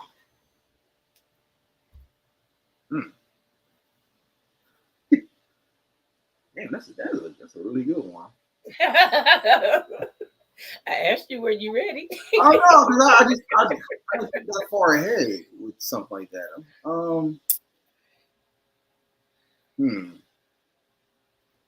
I would say any candy, any nasty candy. Because I'm not even gonna buy the first one, so I definitely don't want the one for free. If it's candy that I don't like, that is absolutely disgusting, I don't like it. You can do away with that deal. I'm not even gonna buy it at all. Just burn it. Oh my God, you're a mess. Like for example, like black licorice. Ew. Ugh. Yeah, why would I want to get another one for free? I'm not even enjoying the first one. Wrap it up as a Christmas gift. Oh, man, I don't even celebrate Christmas, so you could add that.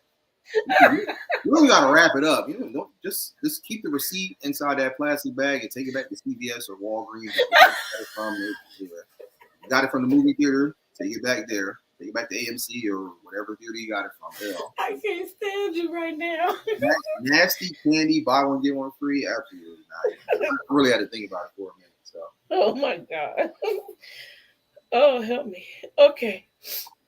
Let me see. Something wrong with you. Something wrong with you. If you could create a holiday, what would it be called? How would it be celebrated? And when would this holiday be? They can only be one day out the year, right? Of course, it's one holiday. Oh, okay. I didn't say holiday season. I said Oh, okay. No, but some people they kind of correlate to like it being a seasonal thing. no, just one day. One day. Um. Hmm. National Food Stamp Day. Let's do it. I'm gonna hurt Make you. it, make it on Black History Month. Yeah. There we go. Okay, so what's up with the food stamps? Now go ahead and say what's included. Because like I tried to tell my mom, she used to be embarrassed of it from back in the day. But I'm like, Mom, it's free money. Just don't turn down free 99. FRWE 99.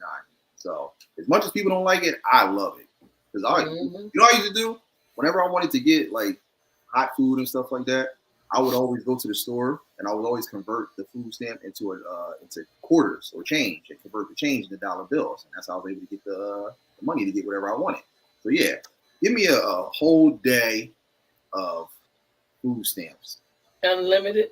Unlimited food stamps so that I get all the groceries I want and convert it into change that converts into dollars so that I now can go buy whatever I want. Like all these new games that are coming out right now that I want to get, that everybody's hounding me to get, I can go and do that. See, it's the tricks of the trade. Y'all hear this criminal activity? No, look at this. She's teaching y'all criminal activity. I've been doing it for years and got away with it. Well, not. Don't tell on yourself. I'm my own snitch. So yeah. Oh Lord Jesus. You know what's funny? I remember when I was Mama young, help your son. Mama help your son. Mama. Yeah. Mama. My mom asked me to go to the store. This was back when we lived in Jersey, and she gave me like a couple food stamps, and so she was don't shake your head. Look, these are memories. These are memories stored in my bank. So she wanted hot food, but of course we couldn't get it because of the food stamps. So I had an idea. So I was like, let me try something. So I took a couple food stamps we had. I went to the store. And I asked him, I said, hey, look, I had like a couple of dollars, the individual single dollar bills, food stamps. I was like, hey, can I get, change for these? Can I get like a couple quarters or whatever the case is? So I go into the store, they changed it, they converted it into quarters. I had about maybe like $6-7 worth of quarters converted from those food stamps. And I went and got her some hot food for herself and for myself. And I just gave them all the change. I was like, all right, here you go. They ain't say nothing. They ain't complaining shit. And I came back. She was like, how are you able to get this cheesesteak? I'm like, I can't tell you all of that. So right. Got it. And I made something out of nothing. So, Mom, you're welcome. So. Oh, that's that hidden anger from them brick boots. Exactly. Okay. I was doing it for years. And so. You is funny. Okay. If you had a pet parrot, what would you teach it to say? A pet parrot. What would I teach it to say?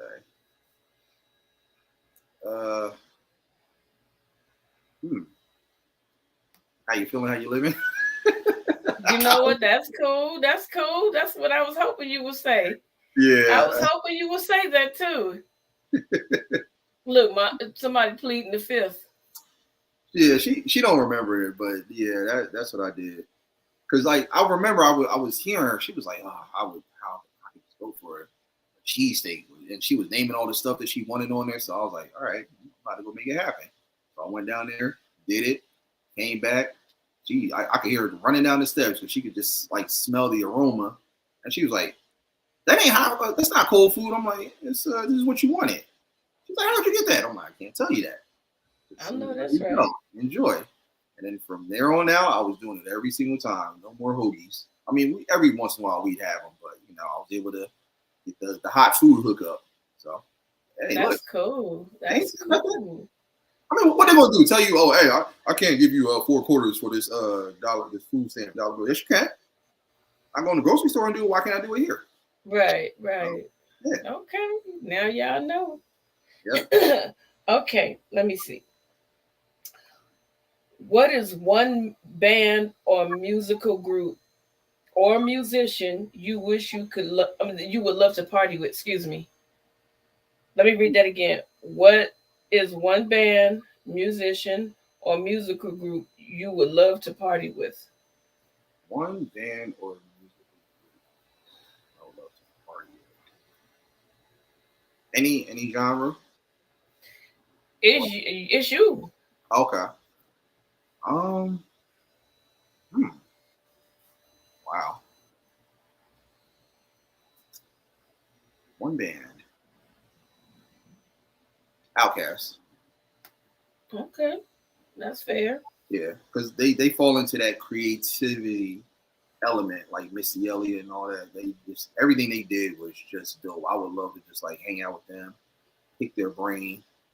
I feel like I could learn so much from everything they've done and all the different, like how they were able to take certain beats and certain songs and just make it what it was. Like a song like "Hey Y'all," it's like what was the concept behind that? That again, such a dope song. Yeah. And others like it. Like Elevators, me, you, your mama, and your cousin. So it's like, where did that come from? So yeah, Right. definitely, they would be ones I would love to hang out with. All right. If someone asked to be your apprentice, and hold on.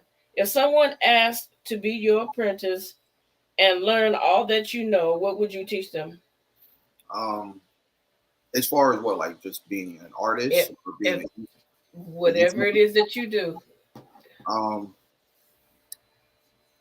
first off, rule of thumb: make sure this is something you want to do. Because again, it just kind of goes into what I was saying as far as people just following and not really being their own lead.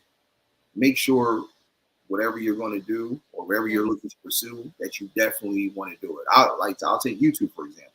You know, it's easy to get into this. It's fun. It's dope, but you got to ask yourself, is this something that you want to do? Because even though most people like to say it's a lot of work, it's only as hard as you make it. I don't think it's a lot of work, but most people look at it in that light, in that aspect.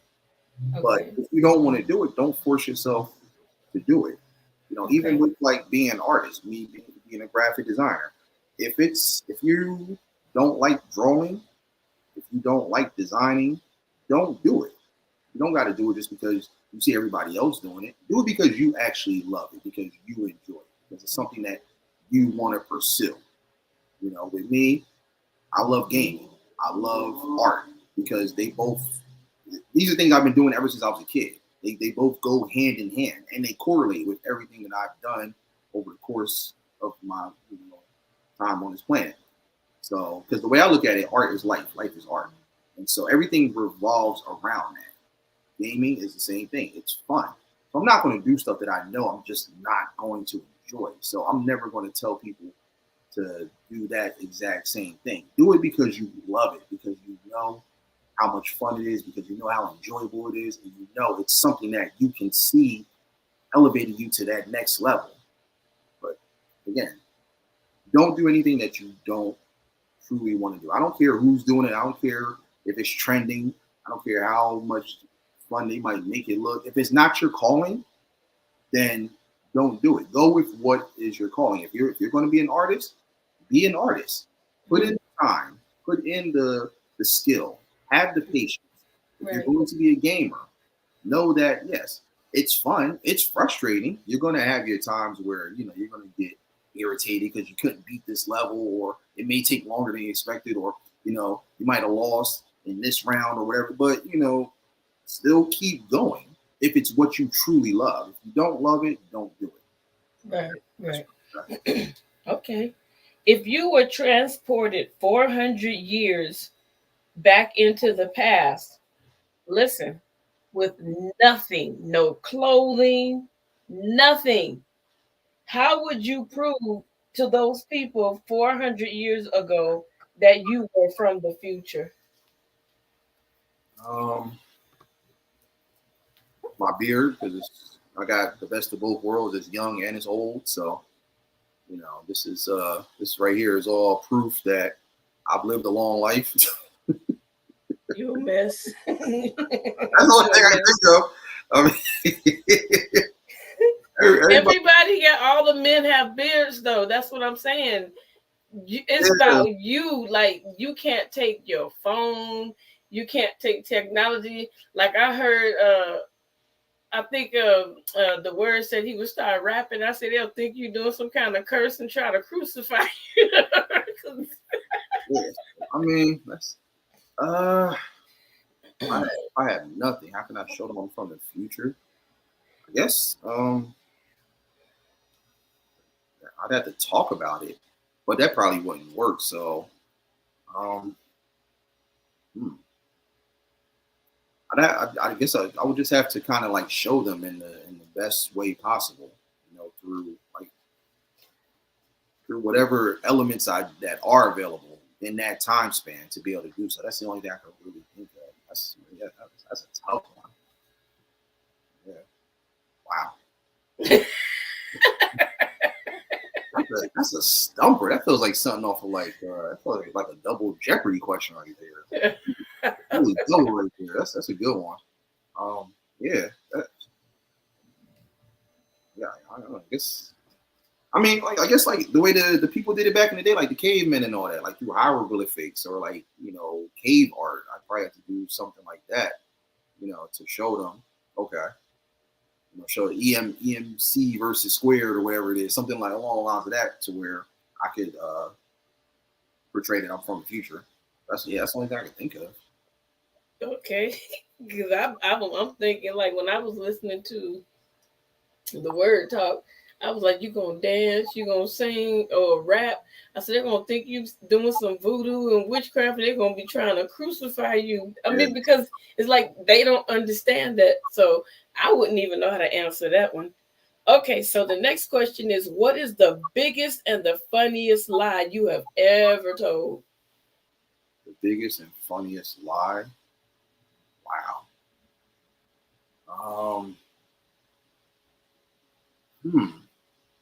Wow, that's a good one. He trying to be such a good boy so he don't get in trouble. No, it's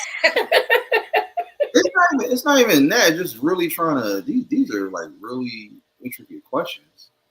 Biggest and funniest lie. Um. Hmm. Oh, wow. Because they're making me think. That's a good thing. Not when you put your hand to your mouth. I'm really like, you know what it is? I'm playing the Jeopardy theme music in my head. Oh, Kind of extend it because it's only but so long. Like, you hear that boom boom, it's like, all right, that's it. I was like, okay, time's up, y'all. Let's go. Come on now. Uh, oh, oh, you a mess. the biggest lie And funniest. and funniest. Okay, I got one. So I used to work for Domino's back in the day. I was a delivery driver, but eventually they had me also do advertising and promoting. So what I would do is I would go to different areas in the vicinity and like further out, and I would like toss flyers out to all the different places that I could think of that I could help generate more business. And so there would be a couple of days where I would do so much promotion that the phones would be ringing off the hook, and they were like, "All right, Jay, like stop, no more advertising, no more passing stuff out." They were like, "Well, what am I supposed to do?" I'm like, just take call early day, go home. I'm like, okay. So I never forget. It was one day I went into work, and I really didn't feel like being there, but I couldn't afford to like take off because I needed the money. Mm-hmm. And so what I did was I made it seem like I was still out advertising and passing out flyers. And I lied and went all the way to Six Flags. You dirty dog. And I spent the whole day there, and they're calling me. I'm getting off of rides and stuff. They're like, "Hey, Jay, how's it going?" I'm like, "It's going good. I just came from this apartment complex. I just dropped off about like 50, 60 flyers. I'm going to head to this college and university. All right, well, keep it up because, they're like, we are getting a lot of business in." I'm like, yeah. Absolutely. All the while, like my hand is out, like swirling cotton candy and stuff. I'm like, yeah. How many more places you think you're going? I'm like, probably like 3 or 4 more or something like that. Yeah, a little bit more. What's that? Nothing. So yeah, I'll be back in the store soon. Oh my God, that's good. Spent the whole day there. Came back to Domino's and walked in with just like maybe like one flyer left, but it was like because it was already torn apart. And I walked in like I really did a whole bunch of work. I didn't do nothing that whole day, but they had so much business coming in. I kind of skipped the day, and I basically got paid to just go party, go hang out, be at Six Flags, get on all the rides and stuff like that, and left them with the impression that I really passed out flyers, and I didn't pass one out the whole day. Oh, if they see this video, they're gonna be mad at you. Oh, I'm never going back there. So that was like decades ago. So okay. I really had to like dig deep into the archives for that. But yeah, that was funny. And all my people, they're like, "You gonna get fired?" I'm like, "Look, they can't even keep up with the phone calls right now. You think they?" And, right. And it's not like they were sending anybody out to the spots and stuff. Because the thing was, what I did was I would double back. So I would pass out the flyers and then I go back the next day. So that way I didn't have to go back there.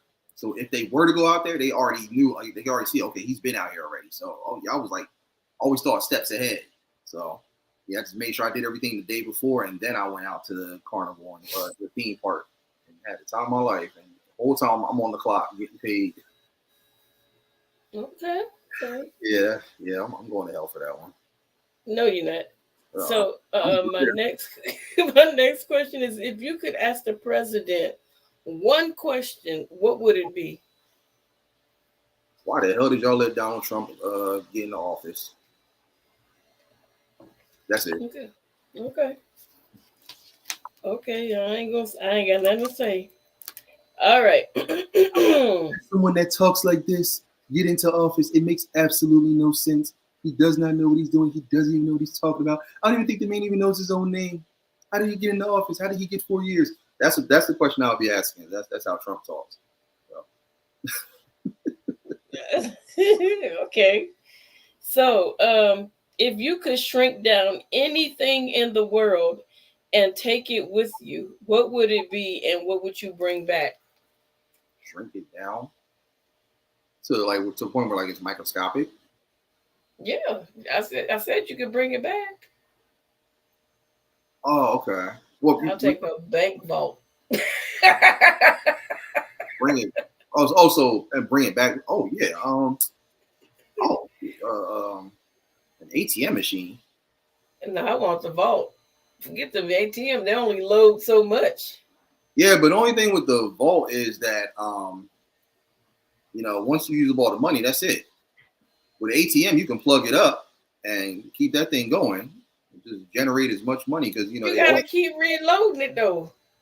Well, I would make sure I'll double plug it like how we used to do back in the day and stuff like that. I'm not messing with him, y'all. I'm not messing with him. Now we had those what's it called, the power surges, and it had all 6 plugs in there. There's multiple outlets. Plug them up, and find a way to plug it all the way up to whatever bank is nearby. Boom, just keep that money flowing. But as they keep putting money into that vault, it's going to keep coming to the ATM machine. So there it is. Okay. So my next question is this. What's your friend name down here? The one that what's his name? Which one? The guy that was talking about y'all dancing to music. Oh, you mean my cousin? Oh, okay, your cousin. What's his name in here in the Travis. chat? Travis. Okay, Travis. Do you have who else is in here? I'm not gonna say your mom because I don't want your mom in this story. Okay, Travis. Let me see the word, and let me just throw somebody else out in there. Okay, Atmos Love Zone. Let's throw him in there since he just popped in. All 3 of you guys went camping, okay? Yeah. And y'all heard a noise in the woods. Would you investigate or would y'all be gone? Scooby and Shaggy, gone. Somebody said the other day that they would go and investigate. And they said, well, while they getting you, we'll be packing up. You enjoy being a detective. This will be your first and last time being a detective or a sleuth. No, we're in the car. We're gone. Have we not learned anything from Scooby-Doo? What is they always do? They always let Fred, Daphne, and Velma go investigate because they were just curious. They always wanted to see what was going on. They already knew, like, yeah, it's one of them people that we don't know, Right.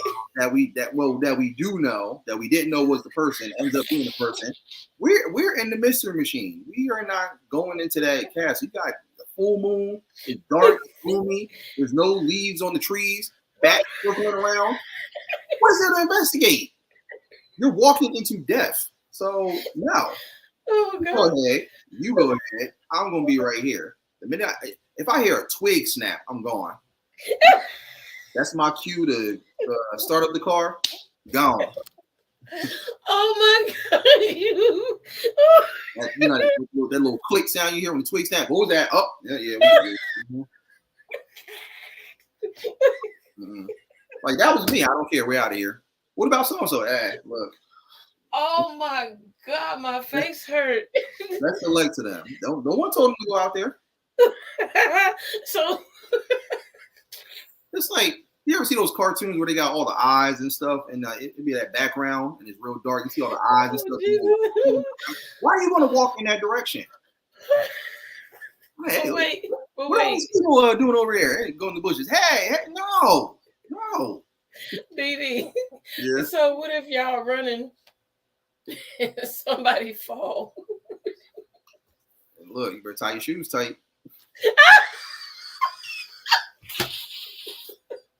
You evil.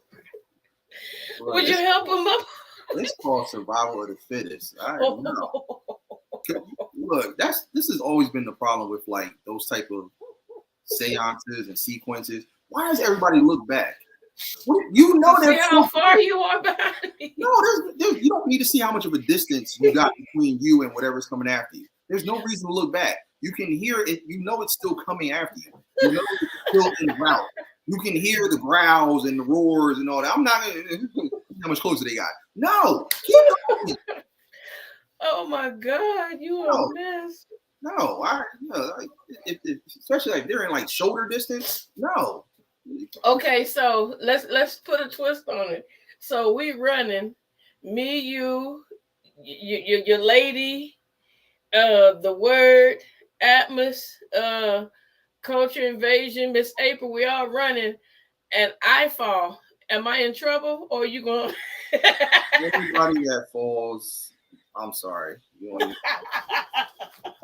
I hope you ran track. I hope you did track and field. I hope you know how to jump hurdles and stuff. You are on. Oh wait, at it again. How are you making yourself fall? Unless I tripped over something. I tripped you. And again said, right, keep going. Look, 2 words. Look down. Look down. Look at everything that's in that vicinity and jump and hurdle over it. Thank you, Atmos. Everybody on their own. I mean, because I don't expect nobody to come after me if I trip and fall. I would try to save you. I wouldn't have that on my conscience. If it's me and my lady and we trying to get away, I don't know. Keep going. Go. Okay, what if she fail? What if she fail?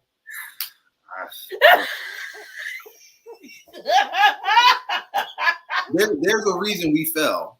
That means we were meant to get caught. Because if you're running from something, the objective is you're not trying to make yourself fall. You're not looking to fall. You're trying to get to safety as quickly as can. If you fell, it's for a reason. You are evil. You just said, look, that's it. Life is over. I'm done. Go ahead. Take me out of my misery. That's evil. You are evil. I'm truthful. You evil. If I know it's my time, then I'm gonna fall. I know I can't escape. If I can't get away, and this thing is faster than me, I'll stumble. So wait. So we all running, and I switched it up, and I said, "And your lady fell." You said you just rubbed your hands like, "Ooh."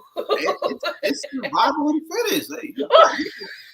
You gotta look out for yourself at that point. But better yet, we gotta ask ourselves, how do we get in this situation? We just went camping. See that? Look, this complexion right here will not allow me to go camping. I'm sorry. Because my mom and my family back in the day, they used to try to take me camping. I'm like, you know, this is not what we do. We don't Hey, do this. culture. We don't Oh, sleep you on mean?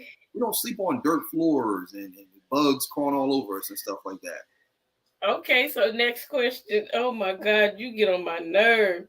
What would you do if you just out just chilling and all of a sudden you saw Jason chasing you, the scary movie Jason? What would you do? There's no point in running because he knows how to teleport. He walks slow because he's pinpointing where he's going to teleport. You ever watch those movies? You ever notice where as soon as you run and you get away, you turn around, he's right there? Everybody thinking like, oh no, Jason's running. No, Jason's teleporting. He's been through hell and back. He has obtained all different types of special powers and abilities. That man is time traveling. That's how he's catching up to everybody. There's no point in running. You might as well just go ahead and take my head off. At least give it back to me as a souvenir so I can at least say I went out like a champ. Okay, so what would you do if Freddy Krueger was after you? Man, just kill me because ain't no point. The man can come after you in your nightmares and your dreams. And it's crazy because Freddy's actually my favorite horror movie villain. There's really no escape. There's no escape. And it's too much work having to try to bring him out of the dream world just to try to kill him, knowing he's gonna be back in the next 5 or 6 movies. Just kill me. I mean, it ain't that much scale in the world. Okay. I'm gonna ask you this question. I'm gonna see where you at. What would you tell Michael, Freddie, and Jason to keep them from killing you? What would you tell them?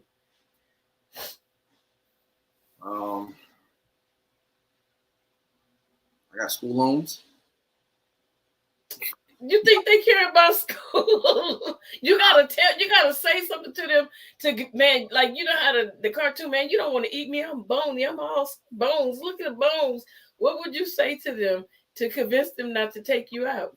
You don't want to kill me. I got school loans because if you don't kill me, they will. You know what? I'm not messing with you. I need to stay. Look, they don't quit. They will keep calling you even after you're dead and gone. You be in heaven and the afterlife chilling. They still, hey, Mr. Johnson, I know you're in the pearly gates and stuff. But you still need that $320. Salary man. I'm not even playing anymore. You still just let me live long enough to try to pay these off and then take me out the picture. So. Look, the word said, I got that fire. We can go smoke. Wow. And then look, the word said on his interview, he said, I would go say, yo, Jason, guess what? Michael was talking about you and he said this, yo, Freddie. He said, I do like the women do. That's how that Freddie versus Jason came about, because they were talking about one another. Look what happened with that.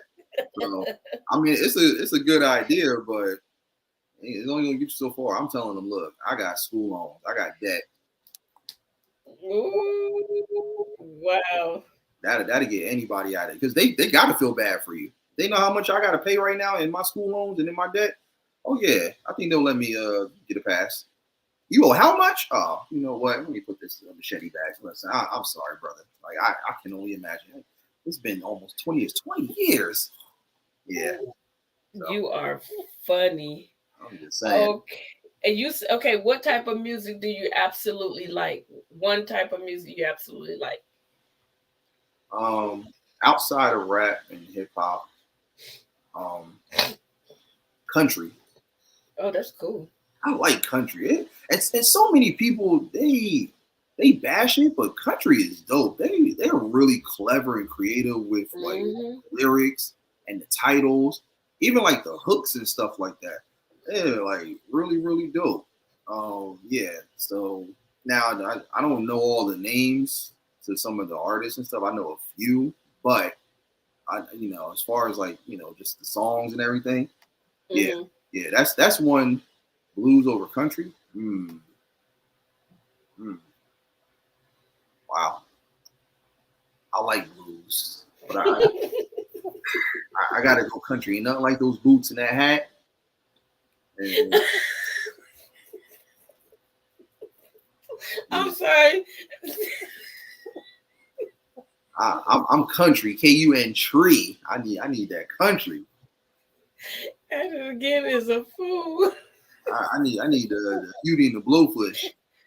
Well, I bet. Oh, she said, I bet Freddie can kick Jason's butt and Jason can kick Michael's butt. And then she's like mixing it with like say, let's see who got this. She said, instigator. Wow. The battle of the killers. That would be interesting. Have them face off, and then the winner faces off against the one that's on the bye week. But yeah, can't stand Modern Country, really. I just like it's just because it's different. It's different, and you'd be surprised how many genres mesh really well with country music. So it's kind of like just in a league of its own. So that's why I like it. All the other genres, they're dope. They've been around for years, but country is just interesting. Just about every song or every duet I heard was just like dope. So yeah, definitely country. Okay, so that's good because not too many people talk about country, and I've actually heard some country music, and it sounds pretty good. It's not that far off from our music. Yeah, look, Nelly did it. He did it with the country rap. Same thing with Bubba Sparks and other guys that paved the way. So I mean, hey, they can do it and make it what it is. Gotta pay homage to the country. Plus, when I was in elementary school, they actually taught us like the routine of square dancing. I don't know how to do it now. It's been years since I did it. So that was like my introduction into country music early. And I was just like, this is actually kind of dope. That's the two-step that you really want to do in the club. Is you got to be on the dance floor with that one. You can't, if you're trying to do square dancing from wherever you at in the club, you got to be on the floor with that. There's a lot of steps, but dope. Okay, my next question is, who is the worst cook in your family? What did they try to cook? And you have to name them. Sorry, y'all. All right. I'm gonna say myself because there's really no like bad cooks when it comes to my family. I ain't the most. I'm not a chef. I can dabble, but I'm not the best. Like my lady, when she came to visit me not too long ago, I had made fried chicken, but it came out a little pale, and it didn't. It came out what? It came out pale, and it was like unseasoned. I liked it. I thought it was good, but she was like, "No, that's not it." So she had to like drown it in hot sauce and salt. Whole bunch of seasoning. She taught me how to properly season it because I told her I used to work as a cook back when my first job was KFC. So of course it was easy because all the stuff was already seasoned and mixed. All I had to do was just throw the chicken in the flour. That was it, simple. But I never actually like learned how to fully season chicken like the way she does it and stuff. So I would probably have to say myself because even though I thought it was good, to the rest of the public, it wasn't. But I told her I'm going to go viral with it one day. I'm going to make what's called USC, unseasoned chicken, and we're going to take the world by storm. So she said, yeah. Don't do that to yourself. She said the same thing. Stick with you stick with the battles. Don't do that. And the gaming. Don't do that. Don't do that. Because that's going to be a one view video. Just you. I guarantee I'll get. I don't know how many views I'll get, but I guarantee I'll get more than one view. Hey, look, USC. Tell me that don't got a nice little ring to it. I told her that too. She was like, no. She's like, do not do that to yourself. I said, too late. It's already in session. Merch is on the way. We're not doing that. We're not doing that. I'm trying to save you, brother. I'm trying to save you. Or you want to see the logo is going to be a piece of chicken and a bottle of seasoning next to it with that do not sign right next to it. Boom, USC. I'm gonna troll that whole video. Be like, don't do it. Don't do it. Don't do it, y'all. Don't look at it. It's gonna hurt you. You're gonna have nightmares. You're gonna be hurting in the stomach, and you ain't even ate it. It's all about being different. That's all it is. Gotta be different. Don't do it. Don't do it. Don't do it. See, it'll go viral because people, hey, troll. Yeah, we're gonna troll. Exactly, Culture. We're gonna troll for real, for real. Listen, for all my upcoming YouTubers, here's what people don't know. Trolling is nothing but an unpaid internship. It is annoying. It is frustrating. But at the same time, those trolls do help you become a name for yourself. Mm-hmm. Oh, look, word. Here's the thing, though. It's not uncooked. I'm never gonna make uncooked chicken. It's cooked. It's just little to no seasoning, but it still has a intricate taste, though. But if your girl didn't like it, then something wrong. Ain't no. If she don't like, if she had to drown that in hot sauce, there's something wrong, real bad. I did it in hot sauce too, because but she had to. You said it was okay, but you forced her into eating something that has zero flavor. That's not fair. Child, you better bring yourself your own little doggy bag when you go home. Bring your doggy bag, pre-cooked meals, and just pop it in the microwave. Mm-hmm. Yep, that's what you do. Yeah. But no, believe it or not, as annoying as it is with trolls, they do help because they take time out their schedule to come into your stream and check out your channel and say this and that. That means you are becoming somebody. You made a name for yourself. So embrace the trolling. Even though it's frustrating, embrace it. I've been called every name in the book from these trolls. And look, I'm still here. So I think every troll that then disrespected me and then talked about my unseasoned chicken and all of that stuff like that, thank you. I would not be where I'm at if it weren't for the support of everybody and the trolls. So you got to give the trolls their credit. Well, I'm going to troll you because that chicken, if you put that chicken on there, you're going to be mad at me. You're going to be like, I don't like you no more. Be like, well, it's a shame what you did to that chicken. So I'm telling Popeyes and KFC, move over. USC is coming. No. You ain't even going to get a business plan for that one.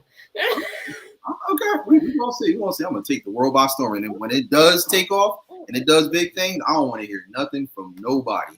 Oh, you're gonna hear me. I'm gonna be like, "Where's my cut?" No, everybody gonna be sticking their hand out when look. I'm that person. It ain't gonna work. It ain't gonna work. I knew it was gonna work. I told him it was gonna work. Nope. I'm playing all the footage of everybody that was clowning, saying, "He's serious about unseasoned chicken." I got all the footage. I got all the videos saved. No, but how does it taste like? Because I've never had chicken without seasoning. What does it taste like for real? On a serious note, what does it taste like? It's good. I mean, here's the thing. Like, it wasn't that it wasn't seasoned. I didn't put as much seasoning on it as I should have. So, because I didn't want to overdo it. Because one thing about me, like when I cook and stuff, I'm not really great at I don't know how to level the seasoning. Even my mom, same thing. Like I tell her, she's like, "Ain't no seasoning in here." I'm like, "I put seasoning in there. I just don't know. I don't know where to top it off at." Oh, so you're being safe. I get what you said. Yeah, I'll do that too. I don't like a lot of seasoning either. That's what I was telling my mom and my lady. I'm like, look, I'm just trying to be on the safe side. I don't want to overdo it, but at the same time, I don't want to not put anything. So it was like, but because they're the chefs, they're the cooks. So they were just like, yeah, I understand it, but still, it's not it. So I'm like, all right. So. Yeah, James said he had bought some chicken from a store and he thought he had bitten into a salt block. So I get what you're saying. It's like you season it, but you don't want to overdo it. But I get it. It. Yeah, I get it. Yeah, I'm just having fun with the name, unseasoned chicken, because that's what she called it. So. Wow. Yeah, a lot of people, we got to back off that salt for real. For real. Yeah. I mean, that's a good. Yeah, we definitely got to do that. And I could get down with that because I could add what I want to it. Yeah. Exactly. And I get it. I thought you said zero, like you just flour and just throw it. No, you can't do that. That's what I thought when you said unseasoned. That's what she said. She had made a joke about it, and she was like, yeah. She's like, I told her, I said, I seasoned it with love. And she was like, oh, you're so sweet. But she's like, this needs seasoning, though, seriously. I'm like, all right, look, I did what I could. She was like, yeah, there's zero seasoning. But she threw that hot sauce and that salt and pepper on there, tore it up. Okay, then I mean, you can cook. Yeah, I ain't no chef. I'm not Gordon Ramsay. I dabble a little bit. I've made a couple meals for her and my mom and stuff. So they know I can cook. I just can't. You ain't gonna see all the crazy flames and stuff like you see in the restaurants and all that. That ain't me. I'm not that person. I think the word is trolling you.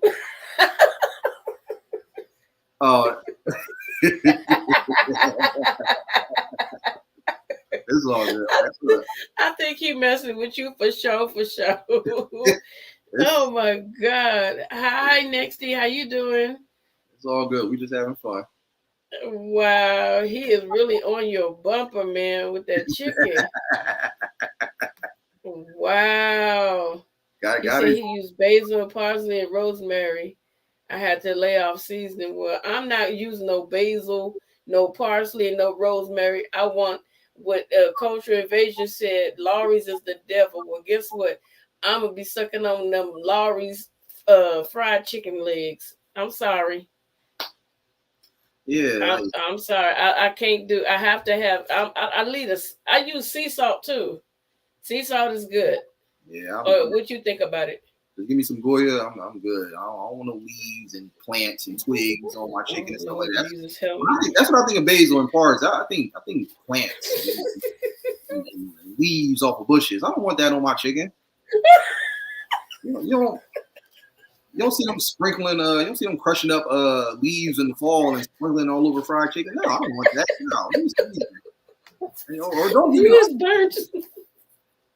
That's You what I think burnt of. out. I think of plants when I think of basil and barley and all that stuff like that. I'm thinking of stuff right outside my house and stuff.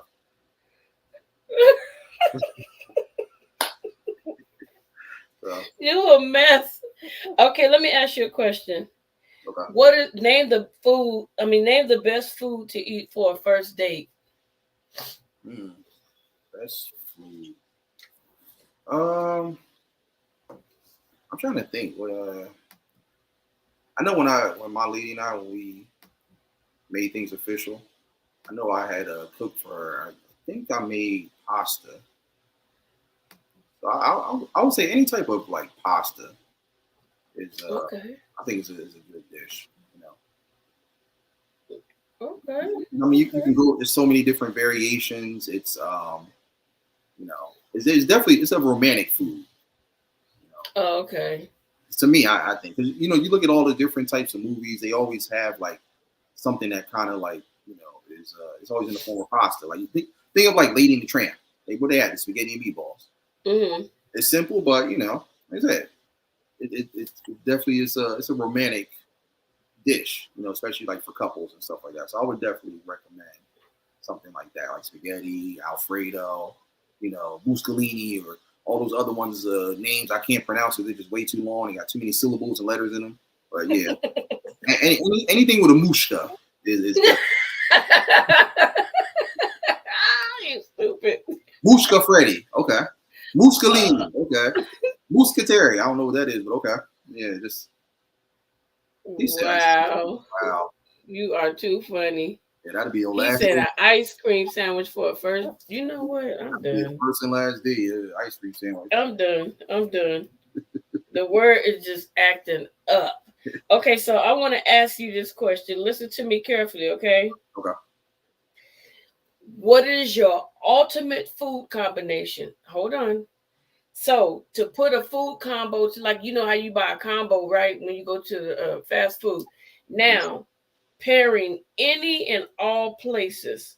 For example, if you want a Crunch Wrap Supreme from Taco Bell, or a side of curly fries from Arby's, Mm. or if you want like the Hershey's pie from Burger King, something that's going to put the ultimate, what you consider to be your ultimate food combo. Name the restaurants for each food for that combo. It can't be just the same. It can't be the same restaurant. Okay. Um. Hmm. That's a good one. I'm gonna say. Okay. Wow. Okay. I'll say Popeye's chicken. With the chicken only? Yeah, chicken. Just their chicken. Okay. Uh, I'm gonna say. Um. Hmm, wow. I don't know. See, I'm kind of trying to go soul food, but it's not too many places, so I guess I have to think about all the different. Okay. You making me hungry in this chat. Talking about Yeah. food. I'll say okay, I'll think of like an overall like restaurant dinner type of setting. So I'll say a Wendy's salad. A Wendy salad. I'll say that. Popeye's chicken. I'll say Popeyes for the chicken. Mm-hmm. I'll say KFC sweet corn. Even I don't know if they still have it or not because it's been years since I haven't seen it, but we can leave it there. their sweet corn is different. And, it make you rethink life. Um, let me see. Hmm. Oh, see, this is just, uh,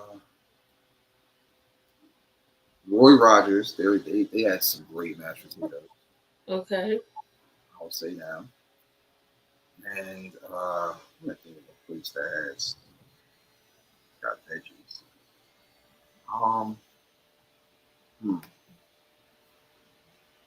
Any soul food spot in America for vegetables, for greens. Try to any if it's a place named Ray's Rib Shack, get your greens from there. Okay.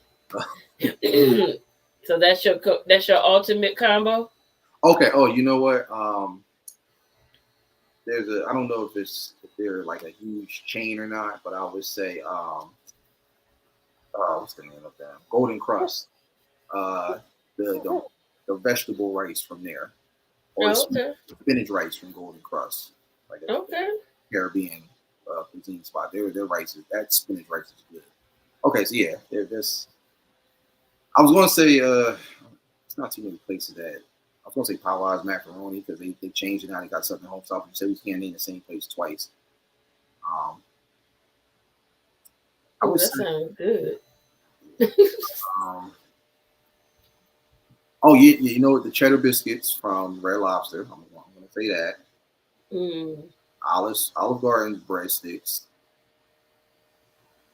and Outback for the steak. Oh. I'll say Red Robin for like any type of burger. Oh. Okay. And as far as like wings, either Buffalo Wild Wings or Wingstop. If you're gonna do one of those two, Okay. those are like top two. I haven't found anybody else that can match them. Okay.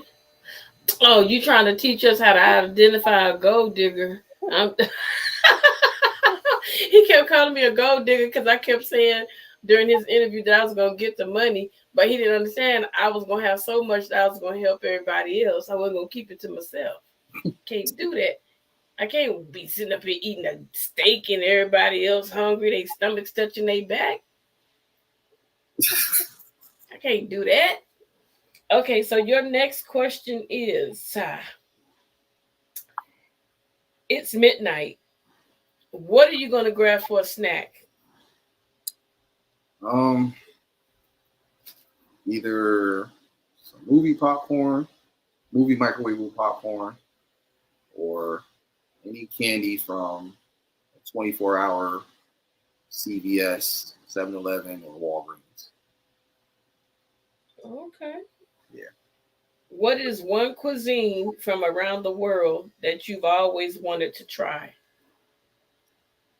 Um, hmm, that's a good one. I would say one that I've never tried. No,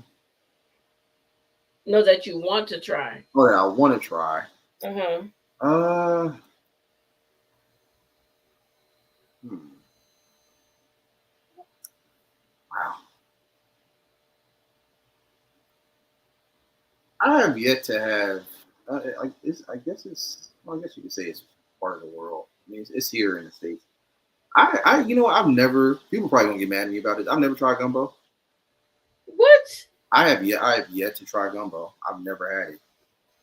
Wow. It depends though. There are different types of gumbo, so you Yeah, gotta know which one you want to eat. Some people, everyone talks yeah. about the Louisiana style. That I would like to try, but I've never either that or crawfish. One of those two. I've never tried that. I do want Oh, okay. to try. So my next question is: you get to pick one person um, that you could eat brunch with. They could be either living or they could be gone, but they have to be a historical person. Who would that be, and Yeah. why? Hmm. One person. Uh. Hmm.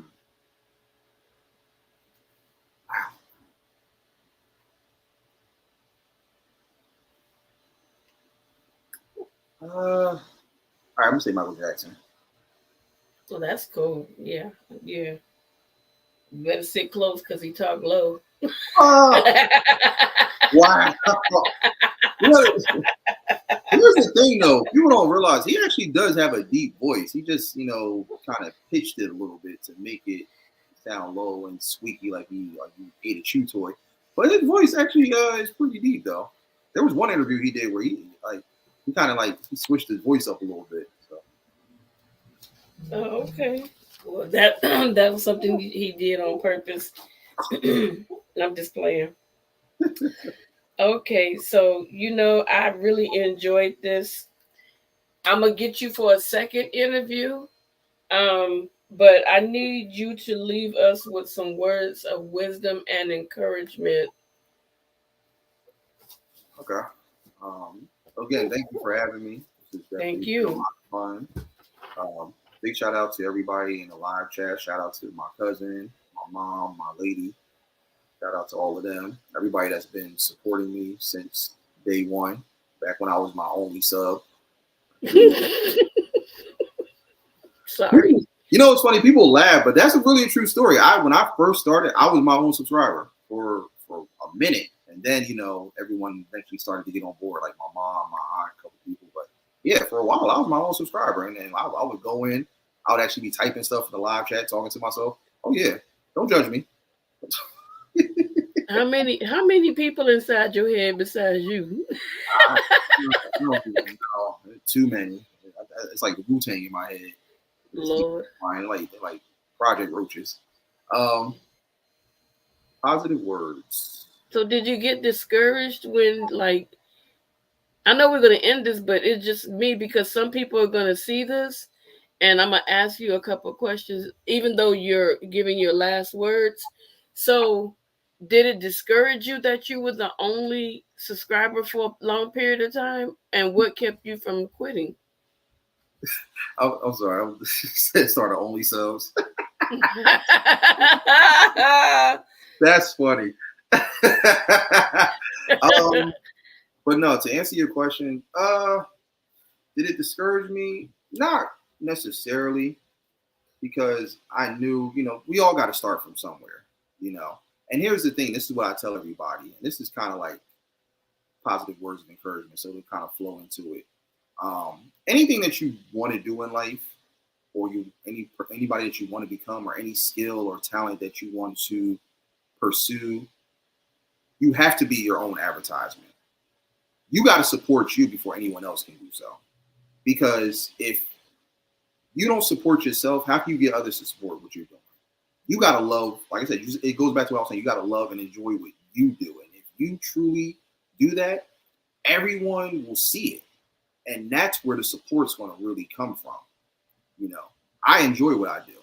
I love what I do. Even if I only have 5 or 6 people watching one stream, I've been there before. I've had people where it was only 4 or 5 people in the live chat. I did a video that may have only 20 views. I've done a video which had 1,000 views. I've done one that was, like maybe 10 or 30 or 50, or then there's some that's like a couple hundred. So regardless of what, it starts with you first. If you love what you do, everyone else is going to enjoy it just as much because they see that you enjoy it. So they got to. And regardless of how they feel about it, whether they like it or not, they have no choice but to respect it because they see that you are doing you for you. So it all starts with what what's truly your passion, what you enjoy. So no, was I discouraged? Was I upset? Not at all. Not at all. I mean, most people, I see them get mad, they get frustrated. Oh yeah, nobody's coming to my channel, nobody's subbing, nobody's liking, nobody's commenting. There's a reason why. I mean, everyone may not get the opportunity to do it, because you got to think about how many people are following your channel or they subscribe to you. You can't expect everybody to stop what they're doing just to tune into you. They'll tune in when you can. Support is support. Be appreciative of any support that you get from all aspects, because you got to think about it. These people are taking time out their busy schedules, taking time away from what they're doing to come and see what you're doing. You better be grateful for that. You better be appreciative. I don't care if it's 2 or 3 people in the entire live stream. You could be going for 3-4 hours. If you still got those same 2-3 people in there from the minute you start to when you end it, be grateful of that, because they could have been doing anything else, but they are taking time out to tune into you, to support you, to enjoy whatever you are doing. So you got to be grateful about that. You got to be. And even if you don't have anybody watching or tuning in, still rock out and do your thing as if people were there. Because what that does is that prepares you for professionalism as you start to elevate and get bigger with your channel, whatever you're doing. There's been times where I did the debate table. I would do an episode on my podcast where, like, for the first, I remember one episode I did, I think I was maybe like 20 minutes in and nobody was in there. And I was just talking, because again, it's a recording. So eventually it's going to catch wind to somebody. So set it up and do your thing as if people were actually in there. Formulate your sentences, formulate your thoughts, get everything together. Think about what you want to say and how you're going to say it. Do all the things that you would do if you have an audience there. Because sometimes that's the best way of form of practice too, when no one's there. Because now that kind of helps you get over your fears or your stage fright or whatever might be keeping you from wanting to do more. It's a good thing. So that one episode I did, 15, 20 minutes in, no one came in. But I went ahead and still did it. And then before you know it, that 0 turned into like 20 people. And it ended up like generating almost 300 views. So you never know where it's going to go. And more importantly, you never know who's watching. Sometimes the algorithm could be a little off with YouTube, but again, you never know. So you always want to do it up to the fullest. You always want to be at your best with every single thing. You got to entertain yourself before you can entertain everybody else. Because if you don't find yourself entertaining, what makes you think anyone else is? Again, everyone's coming here to look to see what's new, what's different. What is this person doing that the next person isn't doing? This is what they want. So you got to be at your A game at all times. And I've seen people that have like literally no one in their streams and they're still rocking out and doing their thing. And then you go back the next day, they got like almost 100 views. Because sometimes some people just can't necessarily make the lives.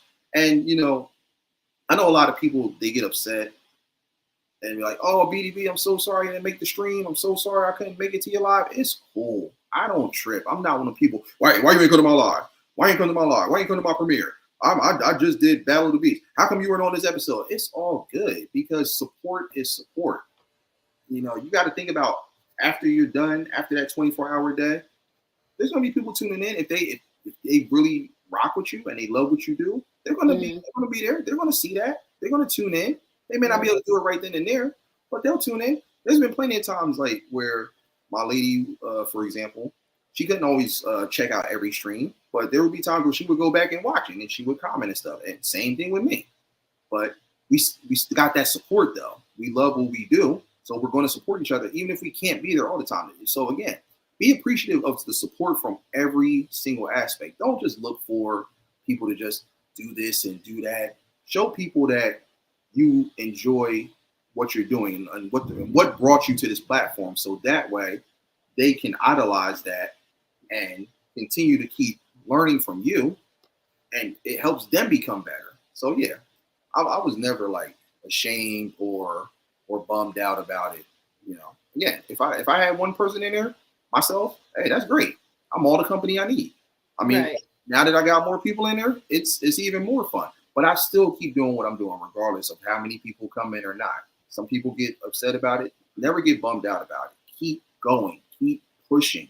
Because when it comes time to have hundreds of thousands of people in there, you better be prepared. You better be ready to go.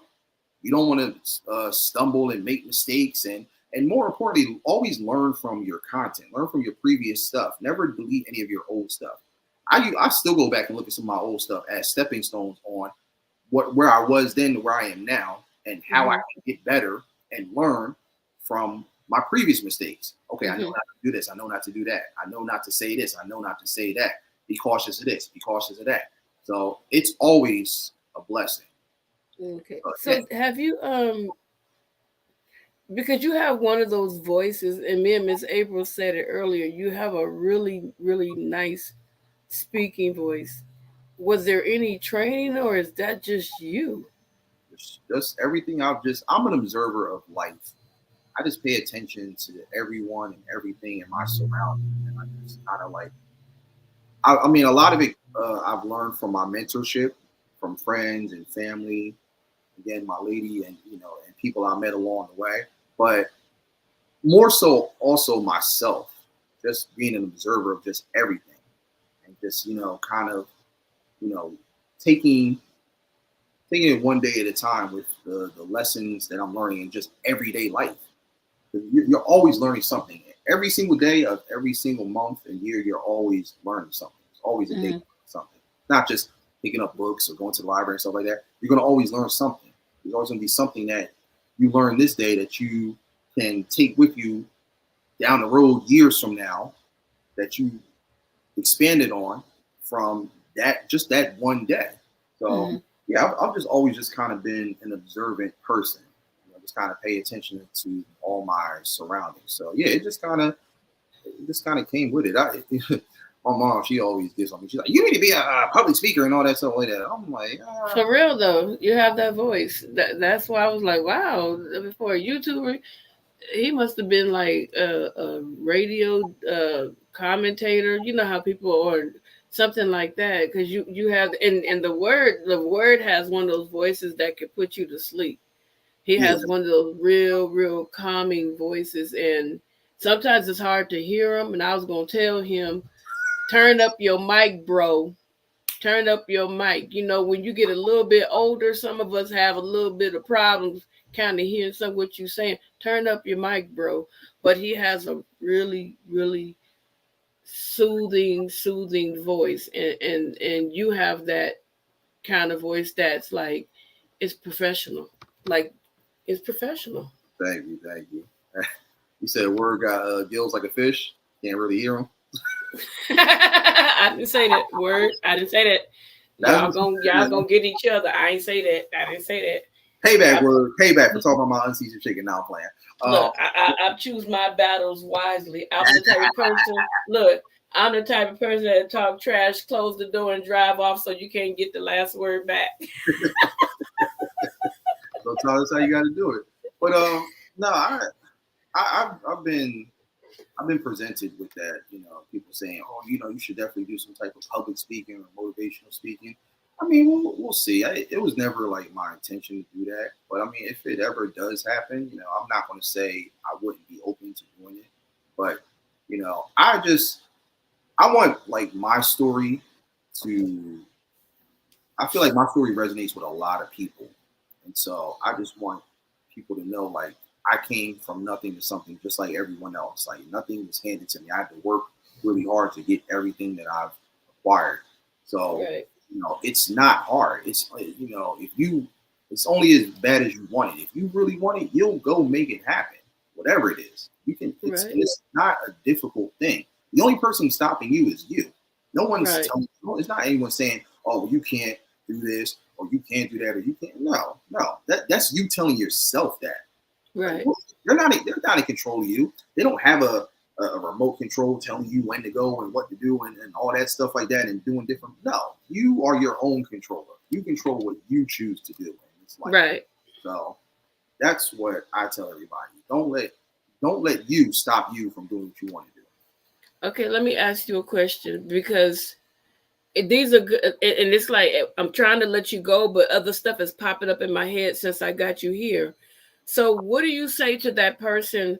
Say they're trying to figure out who they are on YouTube. As it, they said, I want to be a YouTuber. I'm gonna try this. I'm gonna try that until I find my niche, right? So a bunch of negative people come in and try to, like mess with you. What would you tell that person, especially if they finally found a niche, but you still have those negative Nancy's? What would you tell them? Ignore them and let them do what they do, because trollers are nothing but supporters, just in the form of they're negative supporters. They like what you do, but see, they're jealous because they didn't think of it first. Mm. They didn't think to, oh man, he beat me to it. I was going to do that. I should have did it, but I didn't. Now he's doing it. Oh, let me throw some shade at him. Yeah, look at you. Yeah. But that's what they do. It's they want to learn from you, but they don't know how to do it. So they act unaccordingly in disguise as a form of a favor. So let them troll, let them say this and let them say that. All the while they're doing that, they think they're doing something. You might get irritated, you might get annoyed and stressed out from it, but guess what? Your numbers are growing, your views are growing, your watch time, your subs, all that stuff is growing.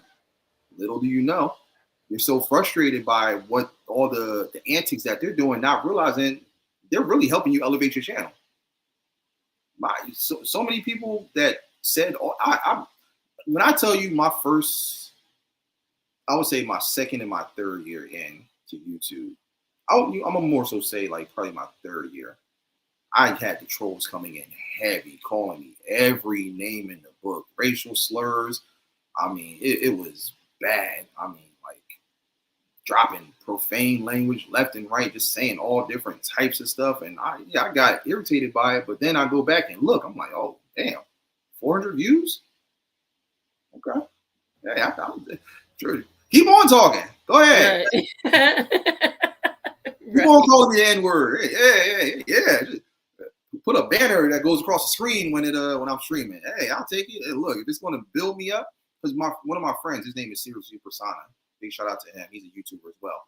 He told me, he was like, when they're doing that's YouTube's way of seeing, okay, he's becoming a name. He's becoming something on here, because they could be doing that to anyone else, but they're stopping and doing that to you. So he's like, right. like ignore it, but embrace it. Not in a positive way, like don't go and do it to others, but just let it happen. Right. Because it's going to help elevate your growth. And like I said, it's very frustrating. I know a lot of people that have been through it. They've hit me up like, man, I got people coming in saying this, saying that. Let them. Half these people you're never going to meet. Right. These could be people on a whole nother planet. Could be aliens or whatever saying this. Let them. Let them. You're getting mad, so I'm gonna go knock you out. I'm gonna go ahead. You don't even know where that person lives. You'll be catching flights for the rest of your life trying to find every single person that's coming to every single stream saying something derogatory or disrespectful about you. Let them, because once you start to grow, you're going to be thanking them. I want to take this time out now to thank every single troll that has called me every name in the book. Thank you, because if it weren't for y'all, who knows where I'd be right now? I'd probably still be at one sub. So thank you for talking all the stuff you've said about me. Thank you for disrespecting my brick boots and my unseasoned chicken. Talk about both the left and right side, gray spots on my beard. Thank you for the disrespect. I love it. You a mess. I really enjoyed this interview. You are a mess. And I definitely want another interview with you. This is I think I'm gonna take it in a different direction the next time.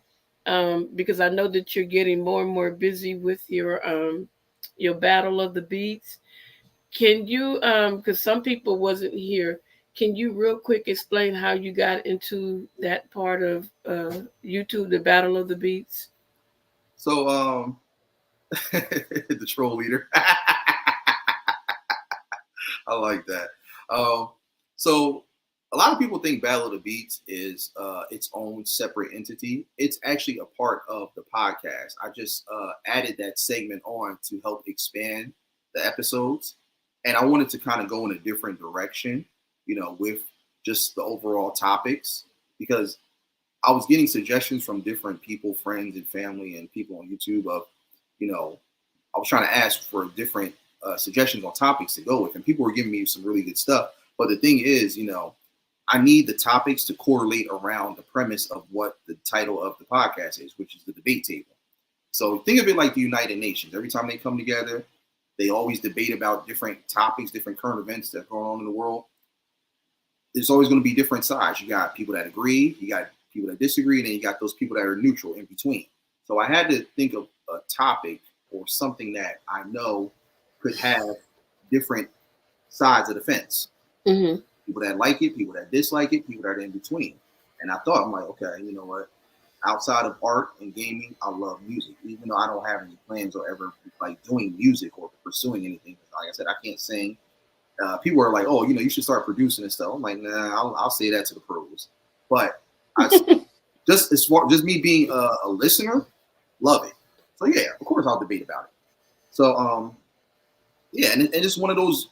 I think it's one of the top tier topics that people constantly debate about all the time. So why not? And so what Battle of the Beats is, it gives everyone an opportunity to let their voice be heard through their music and make something of themselves, even if they're already established.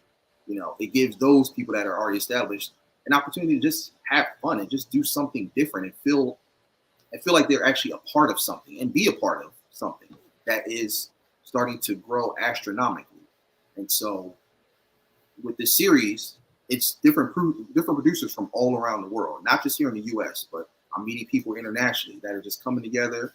They're participating in these fun, friendly battles. It's competitive for them, but it's entertaining for us because we get to not only get introduced to new people that we've never met and we probably will never ever meet. I mean, I won't say we never ever meet. We never know, but this is a way for everyone to kind of get an introduction to what they do. And at the same time, we're able to enjoy all different types of music. We can vibe out to it because, like I said, the hashtags for BOB is mood music and not your average beat battle, because it's not. We're focusing on different genres. Every genre you could think of will pull into this segment, this series. And on top of that, it also gives everyone an opportunity to connect with others who they've never met in and out of YouTube, because I have a lot of people that come through, even with the judges. I love to get different people up on the panel and get their take on the different types of music. And it's so amazing when I'm like, because I don't judge anymore. I fell back from it, so I can just focus more on hosting. But as I'm talking to the judges and we're listening to them and just hearing all the just the way they critique everything is so dope. Like when they tell me how it reminds them of this, or how they think of that when they hear it, or who they could hear using this beat, or singing to, or rapping to, or whatever they're going to use it for. Or, it's so dope to just get their insight. And that's what the debate table is about. It just gives everyone the opportunity to pull up a chair and let their voice be heard, and give everyone the opportunity to express themselves without being criticized, chastised, or judged. And it's the same thing with BOB. Everyone can come through, whether they want to battle, showcase their music, or if they want to be on a panel to judge and listen to it. Some people might take it to heart. Some people might get offended. But ultimately, you shouldn't, because, like I said, it's a win-win for everybody. It's just one big spectrum for everyone to just connect, network, and vibe. So that's the overall premise of it. Again, I'm always looking for more producers. I'm always looking for more judges. Anybody that wants to be a part of it can definitely do so. Because, right now we're about 10 episodes in. It's starting to expand. So I would love to keep it going as long as I can. As long as I can keep meeting people that can just keep giving me the music and just keep showcasing their talents. Yeah, we can keep this thing going as long as they want. But like I said, it's up to the fans. It's up to the producers. It's up to everybody that made it what it is to help me keep it going. I can. It's no problem. But without them, I can't keep it going. Without the music, without the beats and everything, there is no battles. Right. So I'm always just looking for different people. Even if you wanted to come in and judge, you could definitely do so as well. I love to just hear different people's feedback. It's kind of like a listening party, you know. And again, you're going to have people that are going to they're going to agree, they're going to disagree, you know. They'll be in between, but it's still just a dope vibe, and it gives something it's something for everyone to be a part of and feel Right. and enjoy. So, yeah. I like the way you have it set up though, because a lot of times when people do Battle of the Beats, it's just that one person that's deciding. You bring in different people, and that's what makes it feel so much more fair. Yeah. Because it's not just you like, yeah, this is my homie, I'ma always go for him. You're like, no, tell me what you think. You know what I'm saying? Whether Yeah. I disagree or whether I agree. I like how you have the people set up to say what they like about it, what they think about it. I really like the last guy that won, and we were saying that it was movie ready, it was soundtrack ready. Mm-hmm. That was dope. That music was dope for real. It was. That's why I like the way you set it up, and not a lot of people will set it up like that. They want to be the judge, jury, and everything else, but you're like, no, Yeah. I'm just gonna let everybody say what they say, and then at the end we're gonna come to a conclusion and who is the winner. And I Yeah. like that. Thank you. Yeah, And because you, honestly, with music, everyone's going to have an opinion. yeah, You know, I try to tell some of the producers, don't, you know, feel bad if, you know, people don't necessarily resonate to whatever it is. I mean, like I said, you're still getting your name out there because you might have out of I think we play 6 beats for each episode. You might have like out of 6 of those beats, there may be at least one or two that everyone's gonna like. Some people may not like it, some might like it. But it's mm-hmm. like, you know, look at the bigger picture too. Even outside of the battles, the competition, that just gives people something to talk about, the audience. Mm-hmm. Gives them something to kind of like, you know, discuss amongst themselves. Like, hey, who you think's gonna win? You think it's gonna be a draw? You know, it's like barbershop or hair salon talk, you know, stuff like that. So that's for the people. But at the same time, you know, I tell all the guys, regardless of who wins or loses, you never know who you're going to connect with. Some of these guys have Right. connected with people on and off of YouTube just from this segment. You know, they're talking about doing music together. They're talking about, hey, I might need some of your beats for like my channel or, you know, this platform I'm getting ready to start. So it's just like there's so many windows Right. and doors that are opening because of these opportunities. And then it's like, even when you go through those doors and go through those windows, there's even more doors and windows waiting for you of opportunities that are going to open up. So it's like, look at the bigger picture. I mean, of course, yes, naturally compete, have fun and stuff. But, you know, even if for those that have lost, I try to tell them, look, just because you lost, I mean, this is still a small thing. It's not anything big yet. It's not like it's anything that's televised. I mean, we would love to get it to that point to where we can actually do venues and events. But even for right now, look, this is something you can go back and tell your kids and their kids and their kids, like, hey, I was a part of this and stuff like that. Mm-hmm. You never know who's tuning in, who might hear your stuff, and who might want to hit you up. Like, hey, look, I saw you on this BOB thing on YouTube and stuff. Hey, let's talk some business and stuff. I like your music. I like your sound. I like what you're doing. So it's a win-win. Well, Right. regardless of whether win, lose, or draw for everybody, and it gives people something to look forward to. I have so many people hit me up. When's the next BOB? When's the next BOB? So it's a joy for me to be able to do that and to be able to get different people on there every time and just keep the energy and the positive vibes going every episode. Mm-hmm. That's cool. That's cool. Well, I'm definitely glad you do it, and I like to. If I miss anybody's stuff, I'm the replay queen. Yeah. I'm the replay queen, most definitely. But you guys, please connect with him. Make sure if you want to be a part of his panel, um, what can they do? They email you? Do they just message you on your panel? What? So all my information is in my about section. I have everything separated, and I Okay. also have everything within my link tree, all my contact information and stuff. So Discord, Instagram, email. Anybody who has my direct line, you can hit me up. And yeah, just let me know. Hey, BDB, I'm looking to participate as a contestant. I'm looking to be a judge. Yeah, and I've been making a list, and I just literally just go down as I'm putting every episode together, I just go around just asking, hey, you want to be a part of this? You want to judge for this one? If not, you can do the next one. And then, I'll just start getting all the episodes together of all the guys that are going to be facing off. So yeah, that I'm easily reachable. So for anybody that wants to be a part of this, whether you're battling or judging, yeah, just definitely hit me up.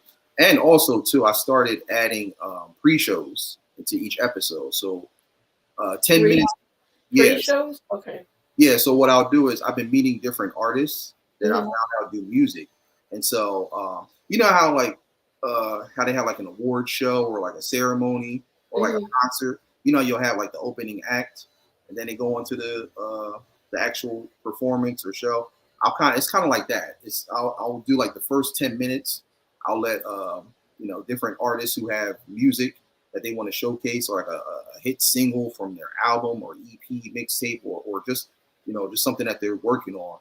I'll have it playing so that people can connect with them as well, and get a chance to check out what they're doing musically as well before we actually commence the battle. So I've done about 3 or 4 pre-shows already with just with different artists that I've been meeting, and I found out do music and are really talented. So it's also my way of advertising and promoting for them to help them reach a broader audience and get their name out there as well. Okay. So stay on afterward. But I thank everybody for joining BDB. I'll be messing his name up. I just call him BD. I'm my family will tell you I will mess your name up so bad and be thinking I'm right. I've so many people mess it up. So many people say PDBG and they'll name it after television networks. All it is. So I'm just like, yeah. So everybody connect with everybody. Thank you. At it again. Thank you, Brian. I just met Brian and them at D Love. They were so welcoming to me. I love it. This sector over here is so beautiful. Thank you, Culture. Culture is my buddy. I think everybody that's in here, of course, Miss April, that's my girl, that's my buddy, that's my sister. Letitia, thank you, Young Riaz. Much love to you and much respect to you, Quincy. Everybody that showed up for Big Daddy Beard today, thank you for supporting him. Continue, you guys, please. I ask you, continue to support him. All right, because you never know where you could take him. And let me tell you something. If you have a string attached to him and he's soaring, don't you know he's going to pull you up too? He's going to pull you up right behind him. So if he reaches a million, he's going to reach back. That I just see that in him. So don't ever count people out. Just continue to support each other. If you don't have a lot of subscribers, let us know. We'll try to do the best that we can to get your channel up. Even if I'm not there yet, I'm still going to try to help you. Those that want to interview, that's from BD, let me say Big Daddy Beard section. Get in contact with him. Let him know you want me to interview you, and I will talk with him, and we'll set something up to see if we can get you on the get you going. Okay. But with that being said, you guys don't forget to like, share, and subscribe, and don't forget that you're all beautiful. Okay. And I want you to stay positive. And I'll talk to you guys in the next video. Thank you. Take care.